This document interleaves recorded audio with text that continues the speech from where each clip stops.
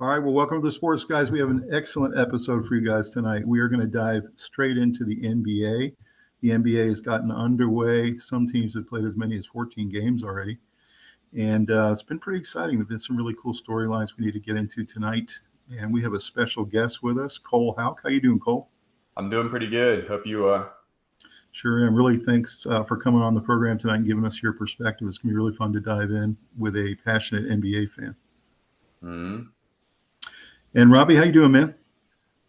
Doing really well. Excited to turn my attention just a touch more to NBA and basketball in general.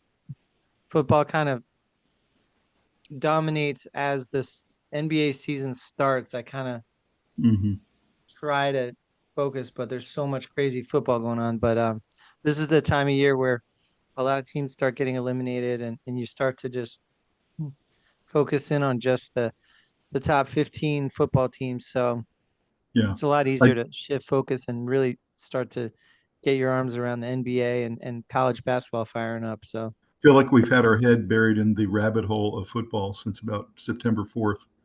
yeah, And we're finally dipping our head up a little bit to look at something else that's going on, which is the NBA. So really and happy hockey. to dive into it. And hockey, yeah.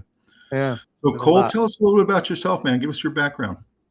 Of course. So I was born in Cary. I've lived outside of Raleigh my entire life. I went to Appalachian State, which is about 3 hours west of Raleigh for 2 years. Didn't quite know what I wanted to do there. Came back to community college around here. Spent 2 semesters at community college right outside of Raleigh, and then transferred to NC State, where I spent my last 2 years here. Graduating with a sport management degree coming up in May. So really excited to get that taken care of and out of the way. I've had a really good time here. It's been nice seeing everybody, being close to my family. You know, App State is 3 hours away. So that was good. And recently, since I switched over to sport management, I've been trying to get into the industry best I can. I started working with the Raleigh Firebirds, which, if you haven't heard of, is like a minor league basketball team right outside Raleigh, or right in Raleigh, excuse me. They played at St. Augustine University, which is just north of downtown Raleigh. But this year we're playing at the Chavis Center, which is probably maybe a mile or two from downtown as well. I've been working with them since the beginning of the season in March, or a little bit before that. So I'm excited for that to start back up in March. I also been working for NCFC and NC Courage, which is the professional men's and women's soccer teams. Okay. They play at Cary, about 15 minutes from NC State. So I've been working with them for 2 seasons now, doing merchandise, ushering, ticket sales, scanning tickets, whatever they need me for, ushering as well. And I've just now started working for Made Hoops as well. I've started doing AAU high school basketball scouting and journaling, writing. And as recently as last weekend, I went to Charlotte, Davidson Day, actually. You know where Davidson Day is by chance?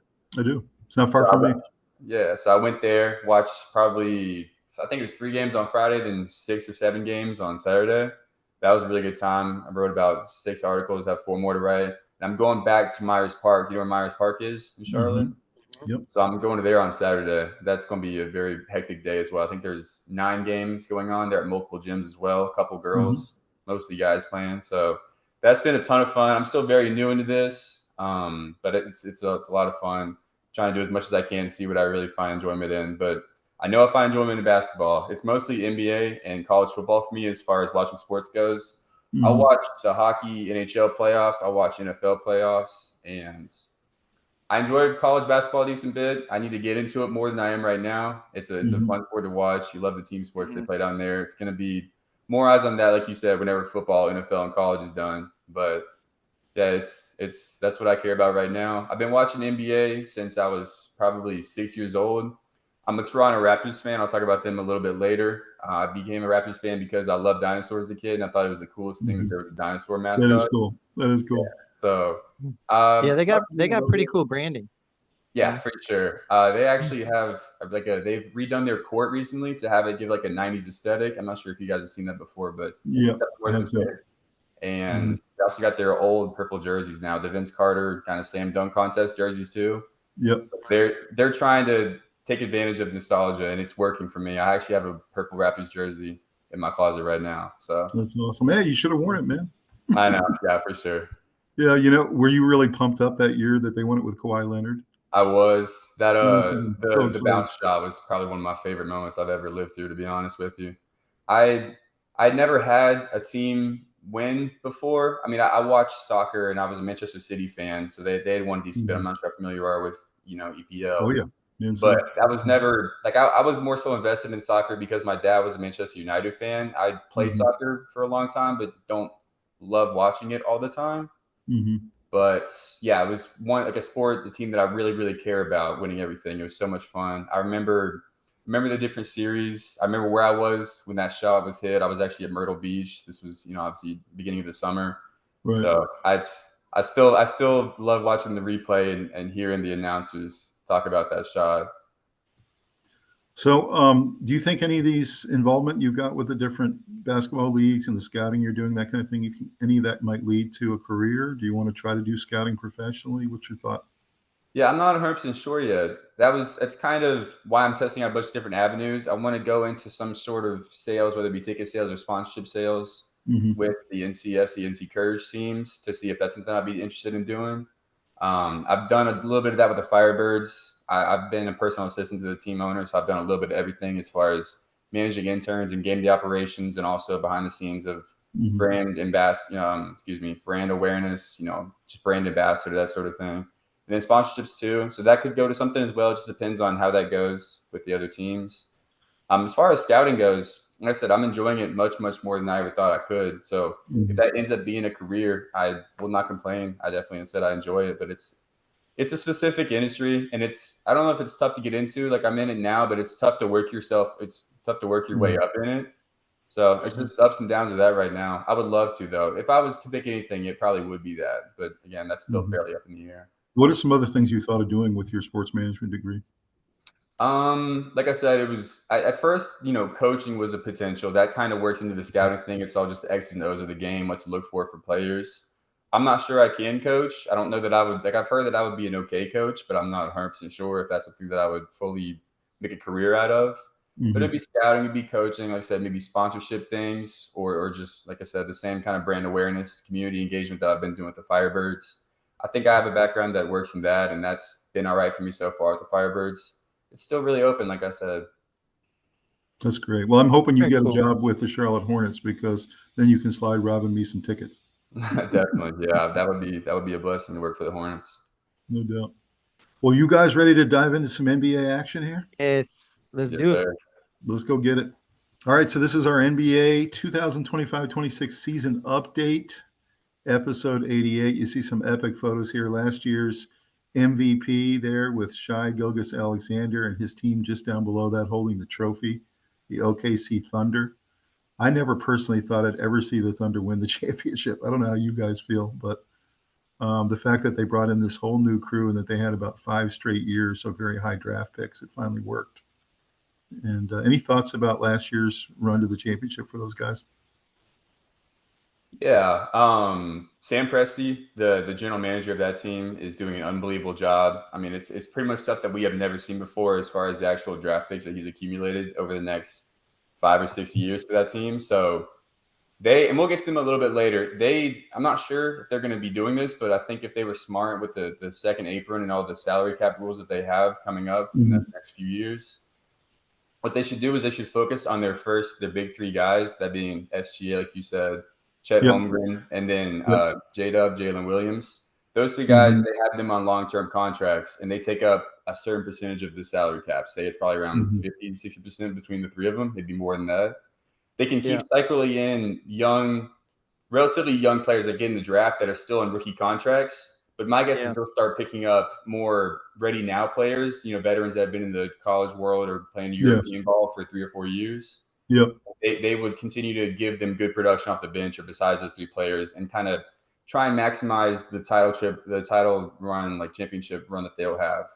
And like you said, they've had 5 years of amazing picks, and now they've stocked up all these other picks. And you're right, they could leverage some of that draft capital and try to keep getting those. Yeah, I don't even know what they would do with trades, to be honest.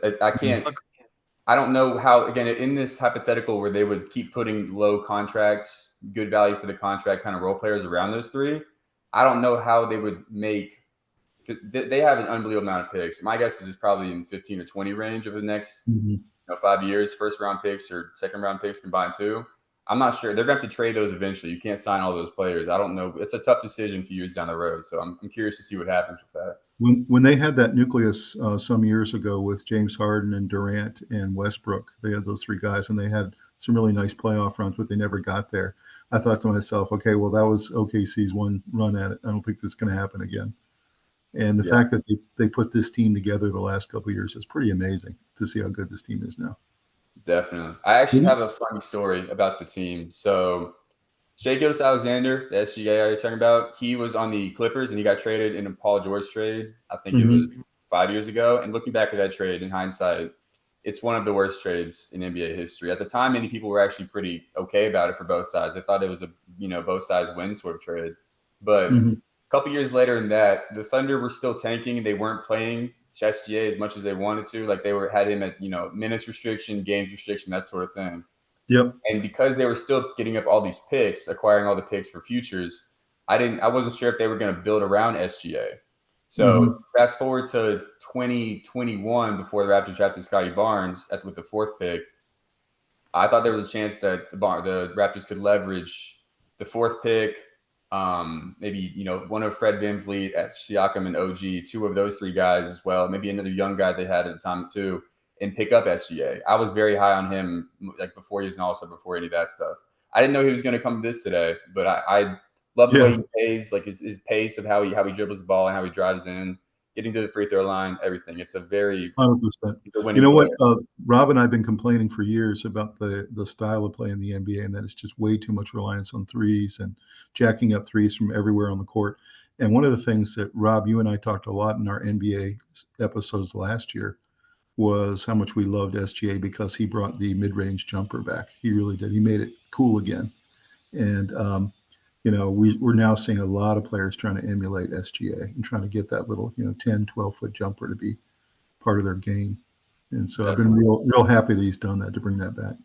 I can actually attest to that a little bit as well. I've started interviewing this same high school kids I was telling you about for my job with Made Hoops. Yep. And probably at least 40% of the guards that I've asked, what is there a player you model your game after? Who do you look up to? Or who do you want to improve your skills on based around their style of game? 30 or 40% of those guards will say Shai Gilgeous-Alexander. I mean, he's already made a big influence on these guys, only being an all-star for 3 or 4 years now. No question. And he's MVP and he's champ. You know how rare it is for the MVP to actually also win the championship? It doesn't happen often. Yeah. And the fact that he got both in the same year. Robbie, what did you think of last year's run by them, man? I mean, it's spectacular. I honestly didn't know Alexander had that in him. I always thought he was going to be one of those top players, but last season blew my mind. He was awesome. It was a great run. I think the competition was very good. I felt a little bad for Jokic because I felt like he didn't have enough help around him. Yeah, that's true. But I think it was a really special season for the Thunder. But what you've brought up is the fact that wasn't just a one and done. And that's right. They're lined up to have a crack at it, and they're not going to win it every year or anything, but they're going to be competitive and relevant for quite some time. So that's pretty cool. That's like dynasty stuff. That's true. Some other guys here on the screen, guys. Steph Curry. He's always been one of my favorite players of all time, mainly because he's from Charlotte, went to Davidson. He's had an unbelievable career. He revolutionized the three-point shot. Everybody's been trying to emulate him for years. Probably the greatest three-point shooter I've ever seen. I do feel like, those years that he had Kevin Durant were kind of the peak of his team's abilities. And ever since then, they've been chasing that. They're not quite good enough to get it done anymore. So what do you guys think about Steph? Do you think he's nearing the end? Where do you think he is in his career? I think Steph's game is built to last into his later years. I mean, obviously LeBron being as good as he is for as long as he has been has kind of changed the perception on how long like a player's quote unquote prime can be, or how long you can still be an effective player, all-star level, all-star caliber guy. And I don't see Steph being 41, 40, however old LeBron is, and still playing an all-star level. I agree. But he could definitely be a productive guy, just not drive nearly as much, a little bit less mid-ranges as well, make even more of his shot diet be threes, call it, 60, 70% of his shots become threes. He could probably play until he's 40 if he wanted to, maybe even a little bit past that. And they were trying a couple years ago trying to move him to off ball and not have him be so much point guard, but seems like he's moved back into the point guard slot again. But one way to preserve a guy is to kind of move him off ball and just let him jack threes and not have to, banty with the ball all the time. So, Jokic, Robbie, you mentioned him. I feel like I agree. He didn't have enough support last year, and I think that's still true this year. I think he doesn't have the nucleus he had a couple of years ago when he won the whole thing. But in my opinion, he's still the best player in the entire world because he has unique skills that we've never seen before, and also is a solid body. What's really interesting was this. Back to Steph Curry. I bought a book for the boys that he wrote or co-wrote called "The Boy Who Never Gave Up," and it's pretty interesting because it's got cartoon. It's for kids, and it talks about perseverance. And what's interesting is they go into the book. I'm reading a kid's book, and I'm realizing that was very strategic on how he shoots his threes at a much higher angle because he was very short in high school. And so they talked about the trajectory angle that he shoot. His dad made him shoot it.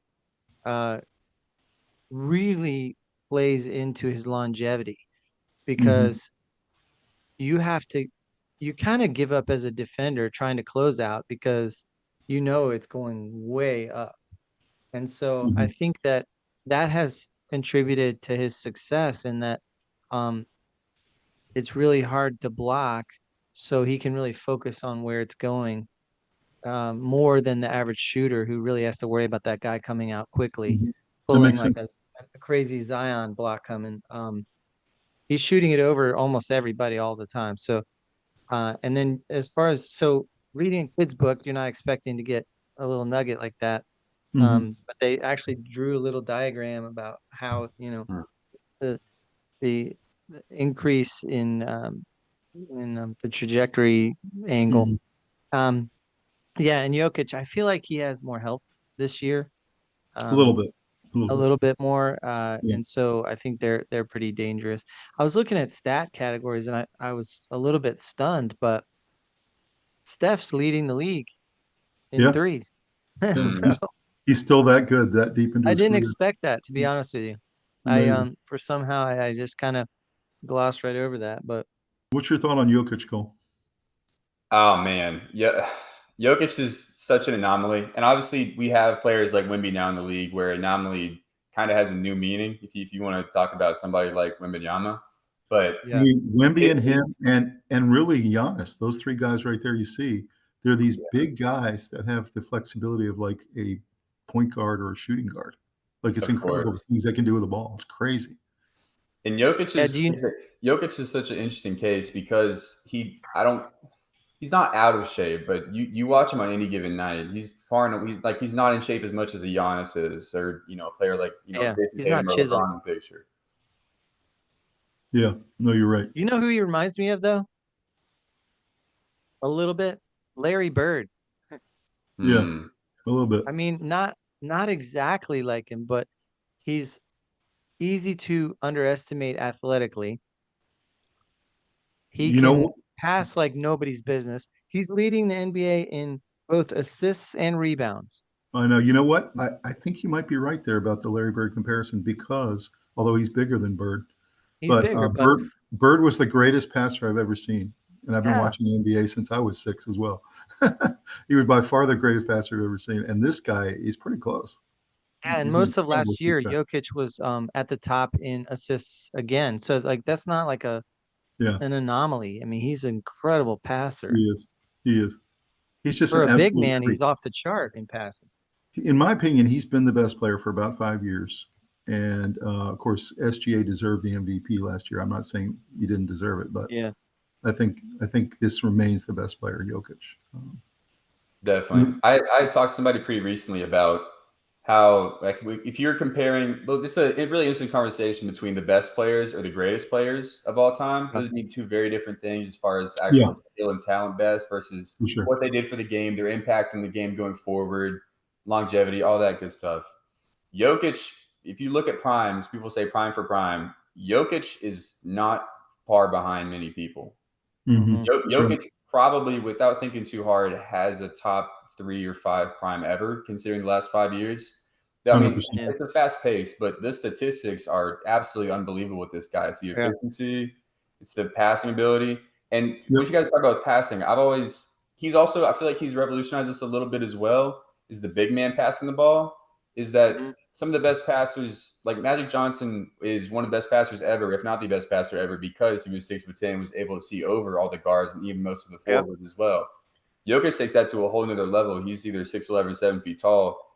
He's over pretty much everybody, not named Wembanyama. So he has the vision and also the tools to be able to make it happen. I mean, they develop really great passes at any height over there in Europe. It started back with Arvydas Sabonis many years ago, and they've still been producing that level of talent. Domantas Sabonis is a great passer for a big man.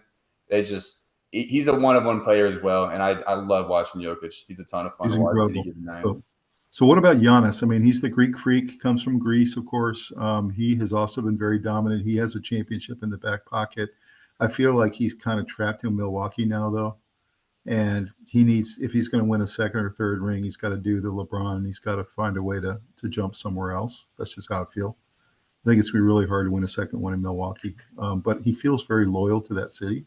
And thoughts about Giannis and how he maximizes his last couple of years? Yeah, so Giannis, he does not have a game to play into his mid to late 30s. A lot of his game, he's developed a lot of other aspects of his game, but his game, when he started becoming an all-star player, MVP 6, 7, 8 years ago, was driving forcefully, brute force to everybody because you're 10, 15 pounds stronger than the strongest guy on the court.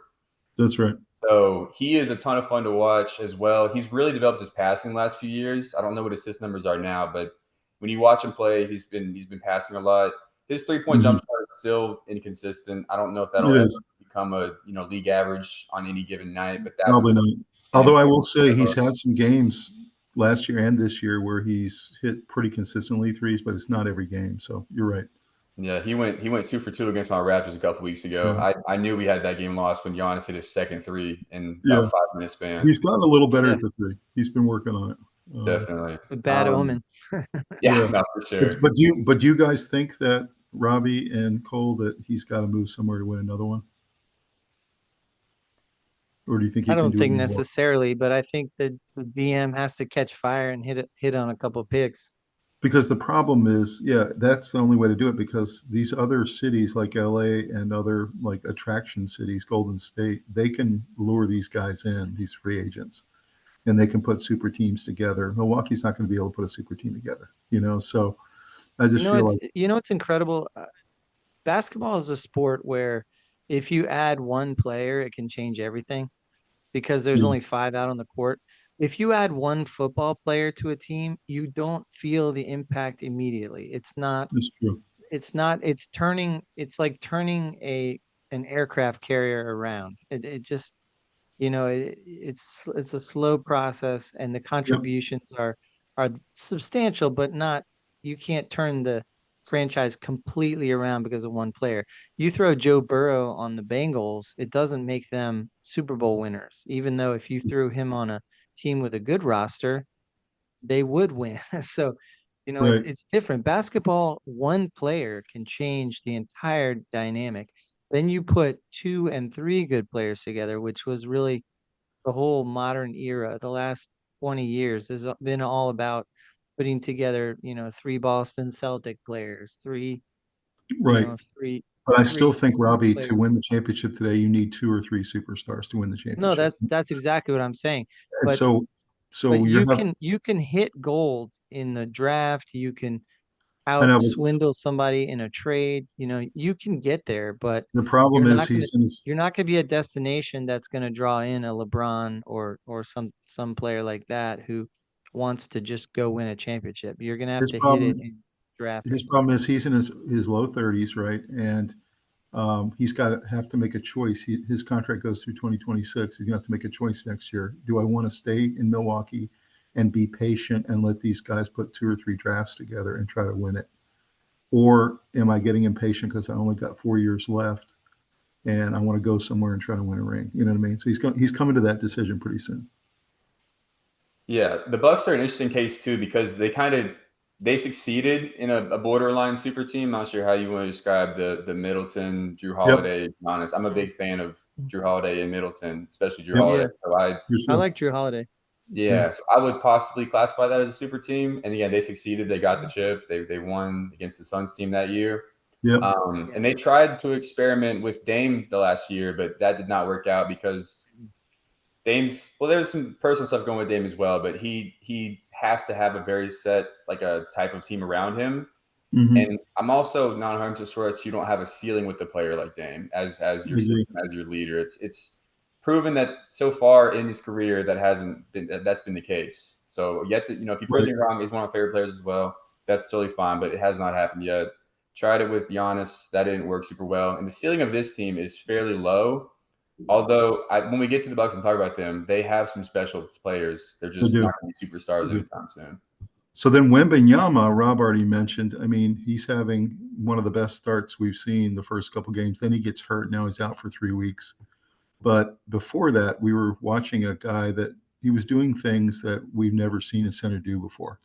We talked about that incredible play in the one game I was watching. I just happened to flip it on. About 2 minutes later, he was in the process of blocking 3 guys in a row, including Zion Williamson, blocking all 3 of them, and then grabbing the ball and driving down the floor like he's running the point, like he's Magic Johnson. That's crazy. And then acting like he's going to the hoop and then stepping back and draining a 3. And I was just like, this is a center? This is a 7'4" center. Like we're used to seeing like Olajuwon and like Patrick Ewing. This guy can't dribble the ball. You know what I mean? So now we have a Jokic who does things we've never seen before. We've got Giannis, who's probably the most powerful center we've ever seen. And then now we have this kid from France who is doing things we've never seen before. So what are you guys' thoughts on Wemby? There's only so much to say about Wemby, to be honest. He can do everything at 7'5". He's actually improved his ball handling. He's improved his passing a little bit. He's still blocking 4 people a night. That's, again, the only thing, and everybody knew this, but the only thing about Wemby at all is his health, because there is a horrible track record of people above 7 feet tall being healthy. Yep, their knees. And there's a terrible track record of knee injuries for people who are over 7 feet. And Rob talks about that all the time. Remember, Rob, you talked about when Zion came in, that was your biggest worry with him because he has such a heavy frame. Yeah, he's too heavy to go up and down the floor every night in the NBA. Yeah, and your joints are going to pay the price. I think they were. The good news is that Wembanyama put on 30 pounds of muscle and grew 2 more inches in the off season. The bad news is that he put on 30 pounds, and that's 30 pounds that he needs to haul up and down the court on those knees. So it's very much a trade-off where it is an improvement for him. His physical body is just so dominant because now he's strong enough to stay in there. But now he's got these incredibly long arms and skill. He's got skills, with the ball. Right. But he is going to have 7-foot problems. And I imagine his knees aren't going to last more than. We've seen so many highly touted centers coming out of college 7, and 8 pros, and they last 2, 3, 4 years, and then the knees give out. They just can't handle it. So I really hope that doesn't happen to him. I'm hoping that this is just a little blip and that he can stay healthy. He can still be available to the Spurs, and we get the treat of getting to watch him for the next 5 to 10 years. That's my hope. I think it's going to be very interesting to watch how they handle him with load management, giving him nights off, resting him, getting him different times to where his body can recover. They've shown that injuries happen a lot to veterans, of course, and their recovery time is so much slower. But in addition to that, if you have a small injury, turning it into a bigger injury is dramatically higher. So any little tweaks and stuff, they should rest him, So that's going to be interesting how they play that. Yeah, and like you said, Cole, it's all about health for him. If he stays on the floor, he's just dominant now. He's gotten so much better. So he played 71 games his first year and 46 in his last year. Now, obviously, that was because of a blood clot issue. So that feels like that's probably a one-time thing. I don't think blood clot issues happen all the time, consistently with other players. Yeah. But my guess is he would probably be closer. Nobody wants to hear this, but he'd probably be closer to to the 46 a game kind of player than the 71, if I had to guess, over the next 8 to 10 years. But that's assuming he plays 8 to 10 years of good basketball, which if he's out there, he's going to. That's probably right. Yeah. I think, unfortunately, that's the case. And, that drives Michael Jordan crazy. He just came out with this article. I don't know if you guys saw it, but it was put in several publications. And he talked all about how load management just completely drives him crazy, that in his career and all the other guys' career that he came up with, they all played 82 games every single season, 10 seasons in a row. And the whole load management thing, they just don't understand it, why we're having to do this now. So, there's kind of a rub in the league now, because obviously, a lot of us think Michael's the greatest ever. And when he says something like that, he thinks load management is hurting the game. You have to listen to it. So another guy to talk about is Tatum with the Celtics. Celtics, in my opinion, after winning the whole thing 2 years ago, they really slipped. He doesn't really have the same supporting cast that he had before. And, great player, obviously came from Duke. So those of us in the Carolinas love him and really loved his supporting cast in that championship year. But what are your thoughts about Tatum and the Celtics? Yeah, Tatum's an interesting case. I think the average media and on social medias as well he has a game and sometimes an attitude that is very easy to hate on, easy to dislike. But I think he's a very good, one of the most talented players in the NBA. I think undisputedly. He's out with a torn Achilles. He got out late last year, and there's word of him coming back in the towards the end of this season, maybe in the right before the postseason or during the postseason if they need him. He is able to carry a very good team to the chip. He proved that a couple years ago, like you said. But I don't know. The Celtics' future is kind of up in the air right now, and I'll talk more about that when we get down to them. Do you think his supporting cast can get him to the playoffs? That's really what it's all about. Because he said, if they get me to the playoffs, I'm coming back. That's basically what he said the other day. So yeah, we'll see. Jaylen Brown's playing really good this year so far, but I don't. Probably not with the team they have right now. But we can talk more about them later. I think you're right. They just don't quite have enough roster help. Yeah. So last guy on the screen here, LeBron James. People in your generation, Cole, including my son, think he's the greatest ever, and they think Michael's number 2. So that debate, I think, will happen forever. I think they're really different players in different eras. It's really hard to compare them. But, obviously he's been in the league for over 20 years now. Got a bunch of chips, although the argument on the side of Michael Jordan is that Michael was 6-0 in finals, and LeBron is, I think he's 3-4 now. So anyway, great player, and he's coming off an injury. He just got assigned to the G League club for a while now. He just made his debut this week in the NBA, had a pretty good game. He's also one of the greatest passers ever, in my opinion. He's become like an incredible assist person. So what are your thoughts about LeBron? Is this his last season? Is he going to want to continue to play? Obviously, he's had to hand the team over to Luka now and Austin Reeves. Yeah, LeBron is also an interesting case. Again, like I said before, has just completely derailed what the idea of longevity could possibly look like for an NBA player. And that's really cool. I, as a Raptors fan, was not the biggest LeBron fan for a lot of the 2010s. Because he kept beating my team over and over again when it counted the most. Of course. Yeah. It was to the point where the Toronto media was talking about how bad they were beating us and making jokes about it. I mean, it was a flip for the city. But the older I get, the more I realize that I should have been watching LeBron like just with a different perspective than I was watching. You got to live in the moment a little bit, but no reason to hate watch. And then as time goes on, realize I could have been watching that guy with a better eye and enjoying it, appreciating it more instead of just, looking down upon him, that sort of thing. And you don't remember when he came in the league because you would have been so young, but I remember Rob and I talking about it, and we're like, he was doing things at 6'9" we had never seen before. Like he was, in some cases, doing things that short guards were doing, and he was 6'9", and he was kind of a freak and a beast at that point. So he's just an unbelievable player. The things he can do. He's a special player. I mean, a couple of points here. First of all, he's the only player I've ever seen that could play all 5 positions on offense and defense. So that's incredible. And you probably never see that again, to be honest with you. Somebody who's tall enough and stout enough to play in the block and take on a center if he has to.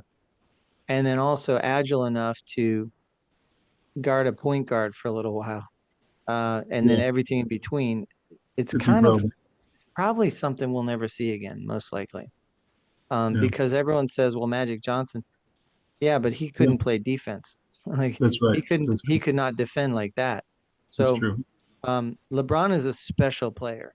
He is. Not my favorite player or anything along those lines. I'm not a huge fan, but if you step back from it, see, I'm very skeptical as a consumer of sports that we have this recency bias where we always want to be thinking we're watching the greatest of all time of baseball or basketball or football or whatever. We're watching the greatest whatever, and then we forget how amazing somebody else was, and then you have to go back to the archives. But every now and then you actually are watching potentially the greatest of all time. And he's really close in that debate, whether you're watching that or not. But when you come across a player that can do things that no one else ever has or something like that, you really are living in a moment that's not getting swallowed up by recency bias. Right. And I think we can all agree, Robbie, that he's the greatest player of this era that he's closing out, because we know he's very close to the end now. No question. And he didn't overlap with Jordan for very much, only a couple years. And so not significantly, because Jordan was a shadow of himself, and he was with the Wizards. So it's kind of like the end of his career. So it felt like Jordan was handing the baton, almost like a race. He handed the baton to LeBron to take on this era. And that's what it felt like. So we'll talk about here the NBA players to watch. We've talked about some of these already, some we haven't. Jokic, of course, #1 player. I think almost everyone agrees with that. Frequently they agree. Giannis as a top 3 player. Gilgeous-Alexander, the defending MVP, consistently listed in the top 5. Luka Doncic, of course, he's been working on his weight. Skinny Luka looks good. Oh, yeah, he does. And he's trying to learn how to play defense. That's been his biggest problem, is that he's not really a defensive stopper. And they actually usually go right at him because he's not a good defender. So, but he is working on it. Victor Wembanyama, we talked about, just absolute freak talent. If he can stay on the court, that's the biggest thing. He just takes the Spurs to a different level. Anthony Davis has been in the top 10 rankings for 8 straight seasons, and it's because he is one of those really kind of flexible bigs that can do a lot of different things, and his defensive prowess is really great. Like you said, Robbie, the hype on the Mavericks this year was huge, and he's on that team. So yeah. Cade Cunningham, who's a really young, up-and-coming player, has been in the top 10 now 2 seasons in a row, and has a really young, exciting team. LeBron James, of course, who knows when his last season will be. It could be this one, could be next year, but one of these years he's going to hang him up. Tatum, we talked about a little bit, and his injury and when he's going to come back, and then, of course, Steph Curry. So who are you guys most excited about following this year in the NBA, player-wise?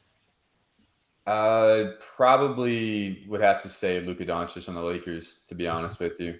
He's not only is he, chastised about his health and his weight and all that by, Nico Harrison and shipped off to the Lakers, but it's a revenge tour for him. And the first 2 games, I don't remember what the exact numbers were, but the first 2 games you could tell he had a bunch of hunger in him, and I think he's still leading the league in points. He has a chip on his shoulder. There's no question. Yeah, he does. Yeah. You know who my favorite player is, Cole, on that team? Who's that? Austin Reeves. I love this guy. I mean, he's a lunch pail guy. He started in the G League. No one ever gave him a chance. They kind of added him to the roster as kind of the 14th man on the roster, worked his way up, became the 6th man a couple years ago, and really had a lot of contributions, keeps getting better. Last year had a really great year, especially when LeBron's off the court. And then this year, I mean, he looks like a bona fide all-star. Yeah, if the Lakers keep winning, he's going to be an all-star. I can promise. I can pretty much promise you. If they keep the same record through all-star break, he will be on there if he don't get hurt. I just love his story. He's one of the guys I'm really going to be tracking, Austin Reeves. I love that guy. And then I love the Cade Cunningham story. I mean, I think that, that franchise has been so maligned. And the fact that team's starting to come along is really exciting to see. And then I love Steph Curry. So I'm watching Markkanen. Yeah. Oh yeah. I think he's starting to enter that. Everyone's gonna know his name pretty soon. You know what I mean? Like if you're an NBA fan, you absolutely know it. But if you're Joe Schmo and you tune in for the playoffs, you don't know who that is. And That's true. I think he's an exciting player, and he's going to be consistently scoring a ton of points.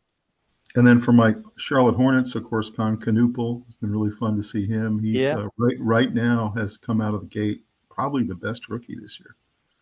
He's he got the hustles so best much. numbers. Like, Yeah, so he really never excited, lollygags it, you know? really excited to see him play too. I want to say you guys don't have Anthony Edwards in the top 10 list here. Is there any reason behind that? No, he should be. There's space limitations on the screen here. There's a lot of guys who could play. There's no That's question. fair. Ant's a great player. Yeah, Mhm. he's awesome. So looking at the current NBA standings, the shocking team of the Detroit Pistons are at 13-2. Mhm. Nobody really saw this coming, but all of a sudden they kind of asserted themselves. They feel kind of like last year's Cleveland Cavaliers, who came out of nowhere. But Cleveland's in second. You got your Raptors, Cole, in third, playing pretty good ball. The Knicks look pretty good this year. 76ers is all about whether they can keep Embiid healthy or not. But so far, they look pretty good. You got the Hawks at 6, Heat, Bulls, Celtics barely in the playoffs at this point, and then Orlando Magic. And surprisingly, you got the Bucks just out of the playoffs. My Hornets, of course, terrible as always. And then maybe the most shocking team in the East is the Indiana Pacers, who were in the finals last year and just can't seem to win a game this year. So thoughts about the East so far? Yeah, the East is very wide open. As a Raptors fan, they are now in second. They won last night against the Philadelphia 76ers, who were fairly injured yesterday. They're now, I think the Cavs lost and the Raptors won, so they're now 10-5. There's only 2 games that separate the Milwaukee Bucks outside of the Yeah. play-in, like season Yep. over whenever April comes around, and the Raptors in the second seed. So True. there's so much moving around that is going to happen in the next, 4 months. There's Yeah, so much actually, parity. after You last mentioned night, parity. Toronto is in second. Yeah. Yeah. Yeah. You mentioned the parity, Cole. We're seeing parity in the NFL. We're seeing parity in a lot of different leagues. And the East feels like the most parity I've ever seen. I mean, the distance between the Detroit Pistons and even the Charlotte Hornets is not very big. I mean, these teams To can all speak beat to each your other. point, actually, I wrote down the order of all the teams a couple days ago, and it keeps changing because of one night's worth of games. So that's how tight it is. You know, like there's no lead. It's you're half a game up and then you're half a game down, and then so there's a lot of flipping around. That tells you how close these teams are to each other. Granted, it's toward the beginning of the season, but So it's my not question, a big gap opening up anywhere. my question for you, Cole, we're planning to bring you on at the All-Star break if you'll come on. And I want to know from you, do you think you'll see the Pistons and the Raptors at the top of the East? Or do you think there's going to be significant shuffling? There for sure will be significant shuffling. I mean, I want to talk about what Rob said as well. You actually look at this picture here between the 4th seed and the 11th seed. And again, 11 Yeah, is it's still tight. season over at the end. That's only one game that you can go from 11 to 4 in one night, one game. Think Yep. about that. Yep. Yeah, it's It just total reminds parity. me of our fantasy football where 7 people are tied for first. Like if That's you right. lose a game, you go to 8th place. Like That's um right. it's kind of like that. I mean, resembles it. It's tight. It's real tight, and that's exciting. That means that these games sometimes in the past at the beginning of the year, some of these games kind of didn't matter a little bit until Yeah. you were working things out with new players and whatever. You don't have that luxury. You're going to end up being too deep into the competitive nature of this kind of a thick field, and you don't want to get pushed down below it. So the good news for the Celtics without their star is Jaylen Brown's playing great, like you said, and they're right in the thick of things, and they'll probably remain there, maybe towards the bottom of this list, but in the playoffs, and that's all Tatum's hoping for. And then in terms of the Bucks, I mean, like you said, they're within striking distance. They get a little hot, and all of a sudden they're in third place. So I'm a And you, Heat fan, so they're hanging in there without Tyler Hero. yeah. Good for Hmm. them. But I was talking to a guy I work with, and about a week ago, and I told him that we were gonna be having this episode, and he likes to shoot the breeze with me about basketball. And I told him, I said, I have a really good feeling about the Toronto Raptors. You said that? Yeah, And this is before yeah, you talked to Cole? yeah. I had no idea about Cole with the Yeah. him being a fan, and also Wow. I didn't That's know wild. what place I didn't know what place they were in. I just was watching them, and they were, I don't know, they were impressive. All right, Cole. Well, what's your prediction, man, when we bring you on at the All-Star break? Where are the Raptors going to be? Oh man, predicting the Raptors is very, very. You got to go on the record, man. Yeah, for sure. I will say this. I hate saying this out loud. I got wood right next to me. I'm knocking on this right next to the microphone. I'm sure you heard it. Is that this team is not built to be healthy based on the track record of the players they have. Uh-huh. Manuel quickly was out a lot of last year. Ingram, I think, has only played either 50 or 60 games twice in his career, and he's been in the league for 10 years. Scotty Barnes has been pretty good as far as injury goes, but he doesn't. I don't know if he has a season where he's played more than 75 games or so. So he'll miss 10 to 15, 20 every year pretty much. RJ Barrett's been all right. Pirtle's been injured a decent bit and will probably get injured the more he gets closer to his 30s and early 30s on our contract that we have him for. So it's tough to predict. This team is also kind of an anomaly in the sense that they should not be able to shoot. That was everybody's big question with the Raptors, is that there's a lot of floor spacing questions, myself included. I thought that was our biggest issue. Right. And I don't know what the stats are, but I think, are probably top 5-ish, top 10 in 3-point percentage. Maybe efficiency as well with the amount that we take. We don't take a ton, I know that, but the efficiency is really well. So it is, we played good defense, but we don't have the greatest personnel for defense. It mostly is fast break transition is how we've gotten a lot of our damage. It's been interesting because even going back to the Pascal-led teams, 4 years ago with Nick Nurse after Kawhi left, we also hung our head on fast break points and did not have very good half-court numbers. This is a similar enough team. I guess Scotty Barnes is still on that, leading the fast break, learning from Pascal like he was a few years ago. But it's tough. It's tough to predict. My guess is they will probably, you said All-Star break around February? Yep. 3 months from now. I will say they play a fairly easy set of games coming up. They actually had a very difficult season at the beginning. They started 1-4, won, I think, 9 of their last 10 since then. They will probably be as high as the first or second seed in the next couple of weeks and fall back down to 5 or 6 by the All-Star break. I'm guessing around 5. Maybe a little lower, depending on how tight the East is if it stays like it is right now. All right, we'll see what your prediction comes out. We'll find out. So, you know who my favorite player was on that championship Toronto team? Who's that? Siakam. And I was actually sad for you guys. You lost him. I wasn't quite sure why you would lose a legend like that. Why he didn't remain with the Raptors, but I've always loved. I just love his game. He's so energy. You know what I mean?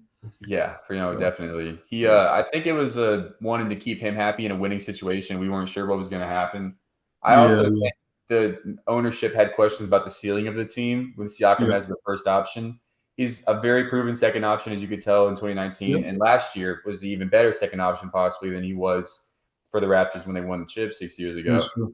So I think that was the main thing, was how far can we take this team with him being number one and kind of letting Scotty get the reins and become a younger team in general. But it was tough to say goodbye, like you said.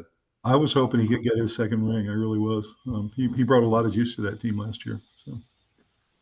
So looking at the West, OKC, the defending champs, right back in the thick of things at 14-1. They look virtually unbeatable some nights. I mean, it's unbelievable. Some of the gaps they've got, they're winning by 25 points in some nights. You got Jokic is back with his supporting cast. Denver's looking pretty good, 10-3. The Rockets with Kevin Durant look really good. Lakers have looked surprisingly good. I thought that they actually would struggle this year. But Luka, like we talked about, has come back in shape. And you got Austin and you got LeBron back now. And they got a nice supporting cast. So I would not be surprised at all if Lakers are a contender this year. You got the Spurs much better than a couple of years ago with all the great drafts they've had and Wemby. The Timberwolves, who were kind of a sexy pick last year. It kind of felt like it was either the Timberwolves or the Thunder to win the West. Also pretty good again this year. You got the Suns, who've looked better this year. Warriors are in there, the Trailblazers, and then the Jazz. Those are your top 10 right now. Down below, you have some surprising names. The Clippers are struggling a little bit. And maybe the most surprising was the Dallas Mavericks with all the hype that they had preseason. They've really looked pretty bad this year. And in a lot of cases, getting blown out. So what are your thoughts, Cole, initially on the West so far? Oh, man, the West has been a dogfight at the top. I mean, there's how many teams? There's 6 teams that are 9-5 or better, and 4 teams that have double-digit wins already. So it's Thunder at the top by far, the way they've been playing. We can talk about them a decent bit as well. They're an anomaly too. That system they got going on around Shea has got me convinced that they could put a 4-me out there next to Shea and still win by 15. Yep. So I don't know that anybody's going to beat them anytime soon. There's talks of them breaking the Warriors record from 8 years ago, whatever it was. Possible. And I actually do think they've got a very good shot at repeating because they're so good this year. Definitely. I really like the Rockets a lot. They're a ton of fun. They have a lot of good things going for them. They're a lot of fun to watch. I think they were good last year. I was surprised they flamed out of the playoffs so easily last year because they had a really good. Yeah, I watched them last night against Cleveland, and they looked pretty dominant.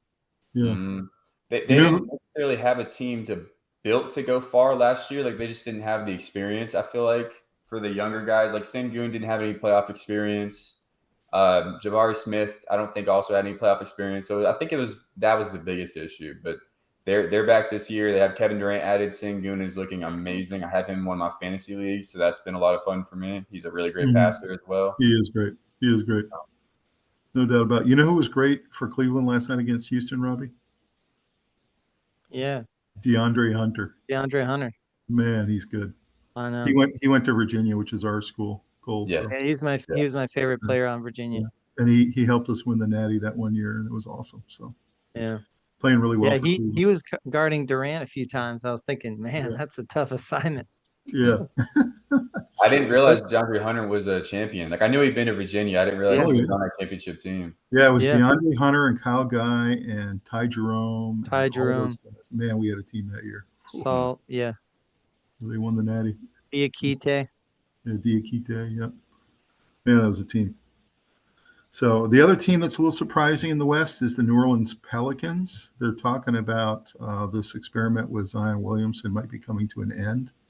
As a matter of fact, they're saying they feel pretty certain that he's going to end up getting dealt at the trade deadline to a contender. What are your thoughts about that? Do you think that experiment hasn't worked? Do you think that he deserves to go to a team that can actually win?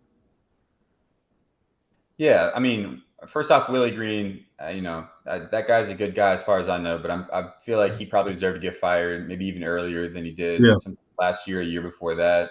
Yep. You can only blame the coach so much on the guy's health, and coaches are already scapegoats more than they need to be, especially in the NBA. But there was for sure a limit on what that team could do, even when they were healthy. I mean, they had Zion for 70-plus games. I think it was 2 years ago. And they looked pretty good in the regular season, got down to the 8th seed, and then lost to the Thunder in 4 or 5 games because Zion got injured. So he needed to go. I really like Trey Murphy on that team a ton. He actually went to Cary Academy. So where he went to college. He went to Virginia too. He went to Virginia. Oh, did he go to? I didn't know. I knew he went to high school. Boys. We follow all the Virginia players. He transferred to Virginia. Yeah. Gotcha. But yeah, I don't know what's going to happen with Zion. I think they are going to get pennies on the dollar for him at this point, similar to what the Raptors did with Ingram. That trade is interesting looking back at it, the bring in Ingram trade, because we traded the Pacers first round pick this year before, that was in the trade deadline. So months before we knew they were going to make the finals and Halliburton was going to get hurt. And, they're now 2-13 or whatever it is, 2-12. But at the time, it was like Bruce Brown, Kelly Olynyk, who is not doing much nowadays, and that first-round pick for Brandon Ingram. That was pennies on the dollar for sure. I was very happy with that trade at the time. Yep. I think it's going to be a similar-ish offer to that, probably an extra pick or two, and maybe a young guy thrown in there instead of a Kelly Olynyk contract filler. But they're not going to get much for him. I mean, he's been derailed by injuries for a very long time now, and he was supposed to be really good this year. The pictures looked amazing, before the season when he looked building. You mean his weight loss? Yes. Yeah, and that's not translated to great health so far. I don't know how many games he's played, but I know he's been out a decent bit. Granted, it's fairly early in the year, but the history shows that this has been a problem consistently. For sure. So I wanted to get both you guys' take on why you think the Mavericks are struggling. I mean, they're, everyone thought they were going to be up in the top 3 or 4 teams in the league, on the West side, and then I'll give you guys my theory. So, what do you guys think? Why are the Mavericks struggling so far? They got a really good roster. Because I look at the statistics, it's not working. The synergy isn't there. I look at the statistics. They got Cooper Flagg, the guy that was, probably the biggest phenom coming out of college in maybe 5 years, and yet you look and they have the lowest 3-point percentage after 15 games in NBA history. Yeah. Oh, in history? In NBA history. Oh, I didn't notice that. Yeah, so they're shooting so poorly the first 15 games, and I can't figure out why. I can't imagine that's going to continue the whole season. Maybe they're just in a slump or something. I don't know. I have not watched a ton of their games. I don't like watching their games without Anthony Davis. He played pretty well in his 5 games that he played, but that was 10 games ago now. Yeah. Jason Kidd is I like him as a coach a decent bit, but he probably needs to go too, unfortunately. I know I said I don't like coaches getting scapegoated so fast. Yeah, I think so too. He's trying things and it is not working. He's pulling what he did with Giannis in Milwaukee when his first year or two he started as a point guard or playing as a point guard. He's doing that with Cooper Flagg. It's not working. They're 4-11 or whatever they are, tonight, and it has not been working. But he still keeps trying. He's stubborn. Yeah. And do you think Anthony Davis has the same issue that Wemby and some others have? I mean, he just can't be available. That's why the Lakers gave up on him. I mean, he's an all-time talent when he's on the floor. He's one of the greatest ever to play. But, I'm a big fan of Anthony Davis, but I don't know that he can't stay on the court. Availability is tough. Yeah. Yeah. So, I mean, now you got Cooper Flagg, who's a rookie. He needed to join a team that had some veterans on it. And when you have the veterans hurt, he's just kind of flailing now. So I can say I also have some fun stats from threes because this proves exactly what you said about the worst percentage of all time. Yep. Cooper Flagg, Anthony Davis, D'Angelo Russell, PJ Washington are all under 30% from 3. Yep. And Clay is under 32%. So all those guys are under 32 as well. There's one guy on the team that can shoot. And funny enough, it is the Christie brother that they got in the Luka trade. Yeah, I know. Isn't that funny? So basically nobody can shoot except for him. Yeah. It's just but why? That's what I'm trying to figure out. Because they're really good players. I know. I can't figure it out. It's not that when you ask why, I don't know. Yeah. It's not working. Obviously, whatever Kidd is trying is I'm not sure I would fire Kidd now. I think he's a good coach. You got to give him more time, but I'm not sure he's going to make it to the season. I agree with that. I think 15 games may be a little bit too soon. But I do think Dallas is going to get a little better as the season goes on. I don't know how much better, but you'll probably see some improvement. I do too. So let's look at some of the big stories. We got Jokic, the league's most dominant force. He's got a couple records he can actually break this year, like several. And he's really only, 6-7 years into the league at this point. He's already breaking records. So, I mean, are we looking at not just a generational talent, but maybe start talking about him as the greatest of all time, at least as a center? I think it feels like it. You said that G word, the generational talent. Somebody talked to me today, and they have kind of flipped what that definition means to me. Because what he was talking about was that generation should be the best player every 20-ish years, whatever you want to call it, classified generation. Yeah. Mm-hmm. So if he's the generation after LeBron, then he probably is a generational player. Depending on Wemby's health, that Wemby probably could be better than him if he stays in the court. From what we've seen so far as well. So that was just what I wanted to get out there about generational. But Jokic is more durable. Yeah, his availability is unquestionable. We talk about this in football all the time, that availability is a real key. And so over the course of a career, if you're more durable, you may be a better player. I mean, look at Josh Allen. I mean, the guy's like a tank in football. So I'm hoping Wemby can get that way. That's why he's trying to put weight on. But yeah, I mean, I said this a little earlier as well about Jokic. I would have to dig into it, but like I said, he probably has a top 3 prime ever, and he is still in it, so that could keep crawling in theory as well. So it's the breaking records, like you said. It's he's in the conversation with Will Chamberlain statistically. I mean, that's that's He a is. pretty good group of guys to be, or at least the guy He to is. be with. If he plays another 8-9 years, he's going to break everything. He's going to break every record at center. So we talked about Wembanyama, of course, just eye-popping talent. I mean, just things we've never seen before. He acts like he's a point guard and he's 7'6" or whatever, 7'5". So obviously that's a big story this year to see if he can stay healthy. You got Giannis. We talked about his future with the Bucks is uncertain. He may seek a trade. He actually may push for the trade at the trade deadline this year and say, look, I've only got a couple years left. I want a ring. So we've got to watch that story all season. Luka looks probably the best he's ever looked in his career so far. And he was really good in Dallas. He even took them to the finals one year. But this could be, a really good shot for him to lead this Lakers team. We'll see. And of course, Shai, the reigning MVP, big story there. Can he continue his high level of play? Can he continue to drive towards being the best guard in the NBA at this point? And my question to both you guys is: those top 5 guys are foreign players, and what is your theory about why our top 5 players in the NBA are all foreign? Robbie, I know you have a theory. Yeah, so Gino Auriemma talked about how um, the development of players over there is so different, and he basically said that uh, the the emphasis of coaches in Europe is to have multiple practices in each week and one game on the weekends, and the pressure that the blue chip player, all American player in America puts on his coach here is, I'm going to go to a different team if you don't have multiple games. And I don't really want to work on too much practice. So they spend a lot more time practicing on the fundamentals than the American player. The American player spends a lot more time running and gunning and practicing, dunking and practicing shooting and stuff like that, but not necessarily a lot of ball handling and passing drills and stuff like that. So um, what happens is in Europe, they don't care if you're 6 foot or 7 foot, you're going to learn how to bring the ball up. You're going to learn how to do all kinds of dribbling drills and defense and all kinds of things. Obviously, Luka missed the defense um, part of it, but it's not surprising when 7 footers from Europe can bring the ball up, basically.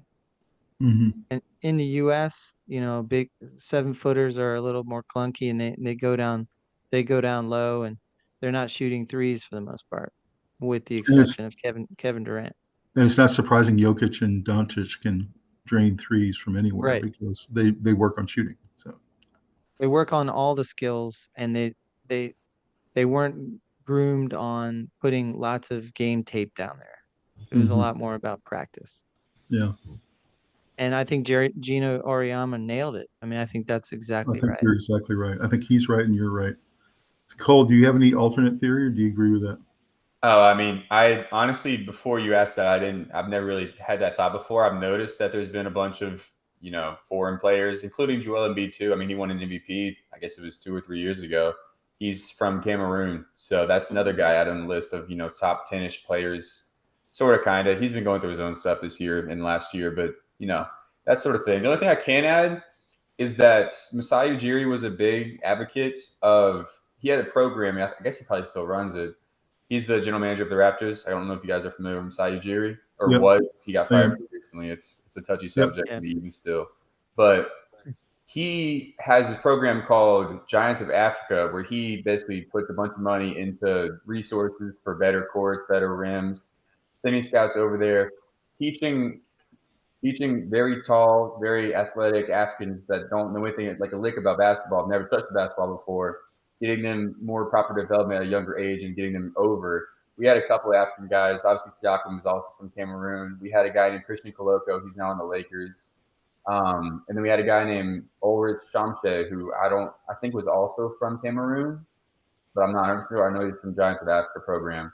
That's something to be seen as well in the future is more African players, African-born players coming over. Maybe Yep. not a ton of experience handling the ball and just familiar with the game of basketball, but very athletic, has all the right tools. That'll be a big thing going forward. But You will notice that, by the way. It's interesting you mentioned that, Cole. You'll notice that the African players are not nearly as refined in their skills as the European players. European players are very skills-based, even more than yeah, that's true. But you know what? You know what African players are good at? Soccer. So what does that do? That gives you footwork. Right. Their footwork is outstanding. Mm-hmm. Look at Olajuwon. And they're really athletic. He was a goalkeeper. Yeah.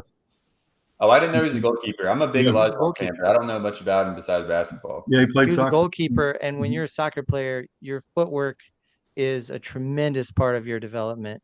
And so soccer players make really good basketball players. And the African players come over, they're incredibly athletic. They're great athletes. And like we had Diakite on Virginia, and what we found was the first year he came, he was really rough, and he needed to round into shape. He hadn't been playing basketball very much.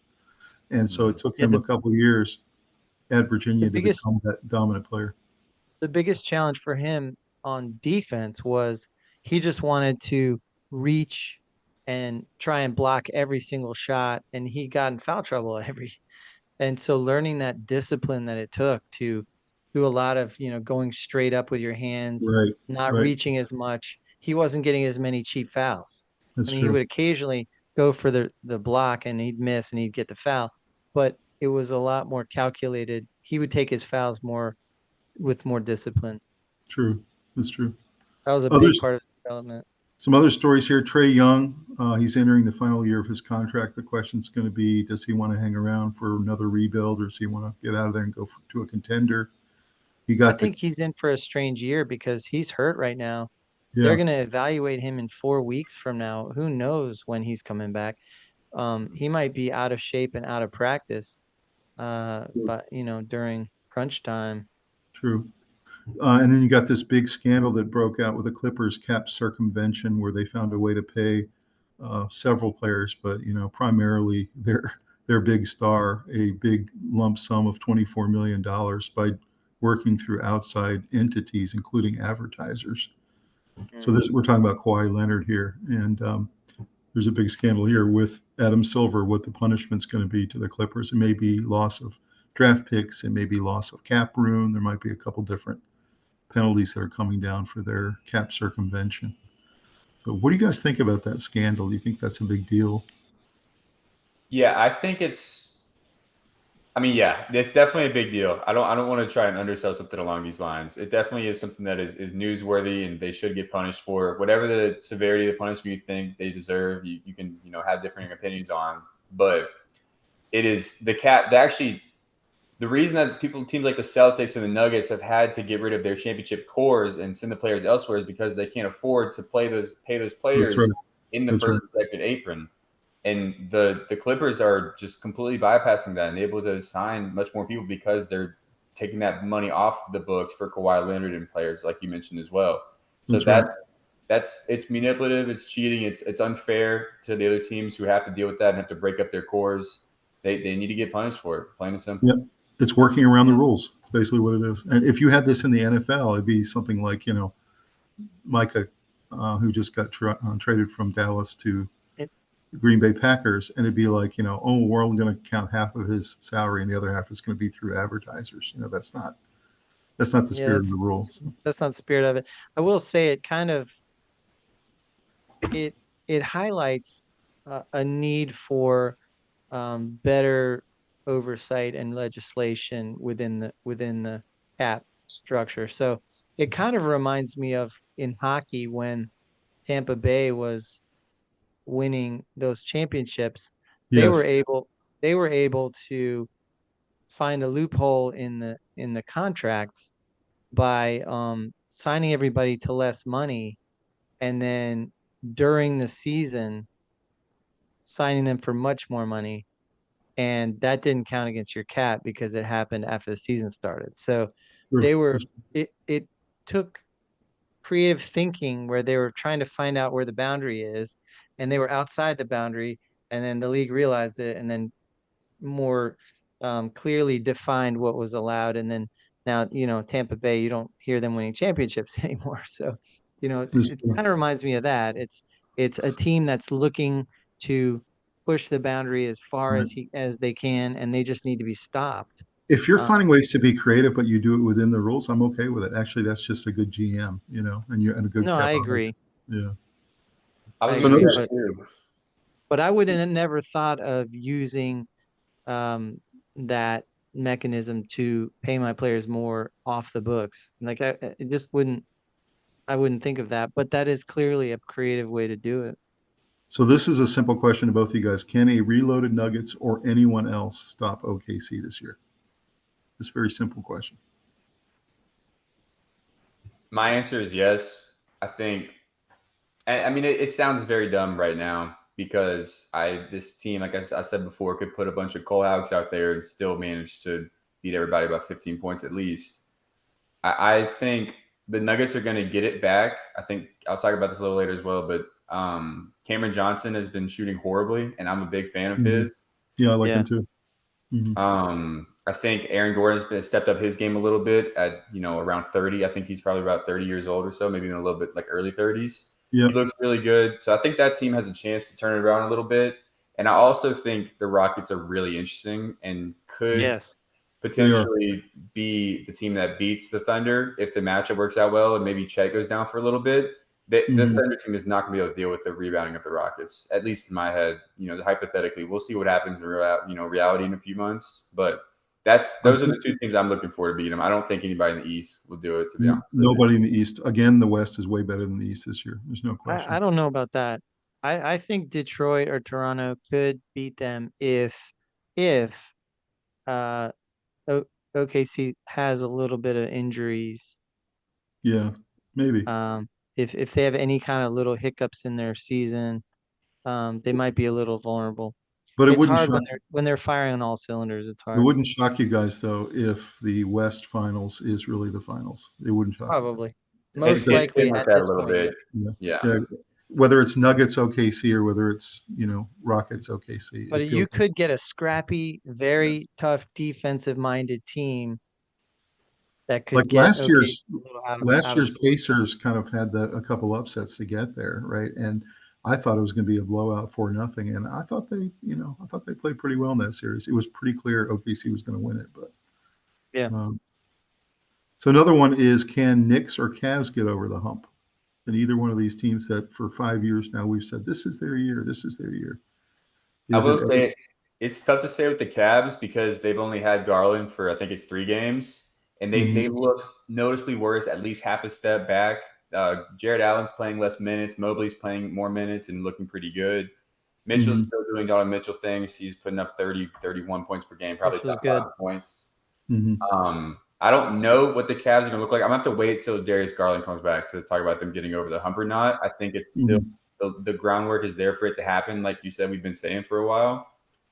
The Knicks are actually kind of in a similar story. Not with the player injuries. They've actually been relatively healthy, at least as far as I know. They've had issues with Mitchell Robinson, but that's about it.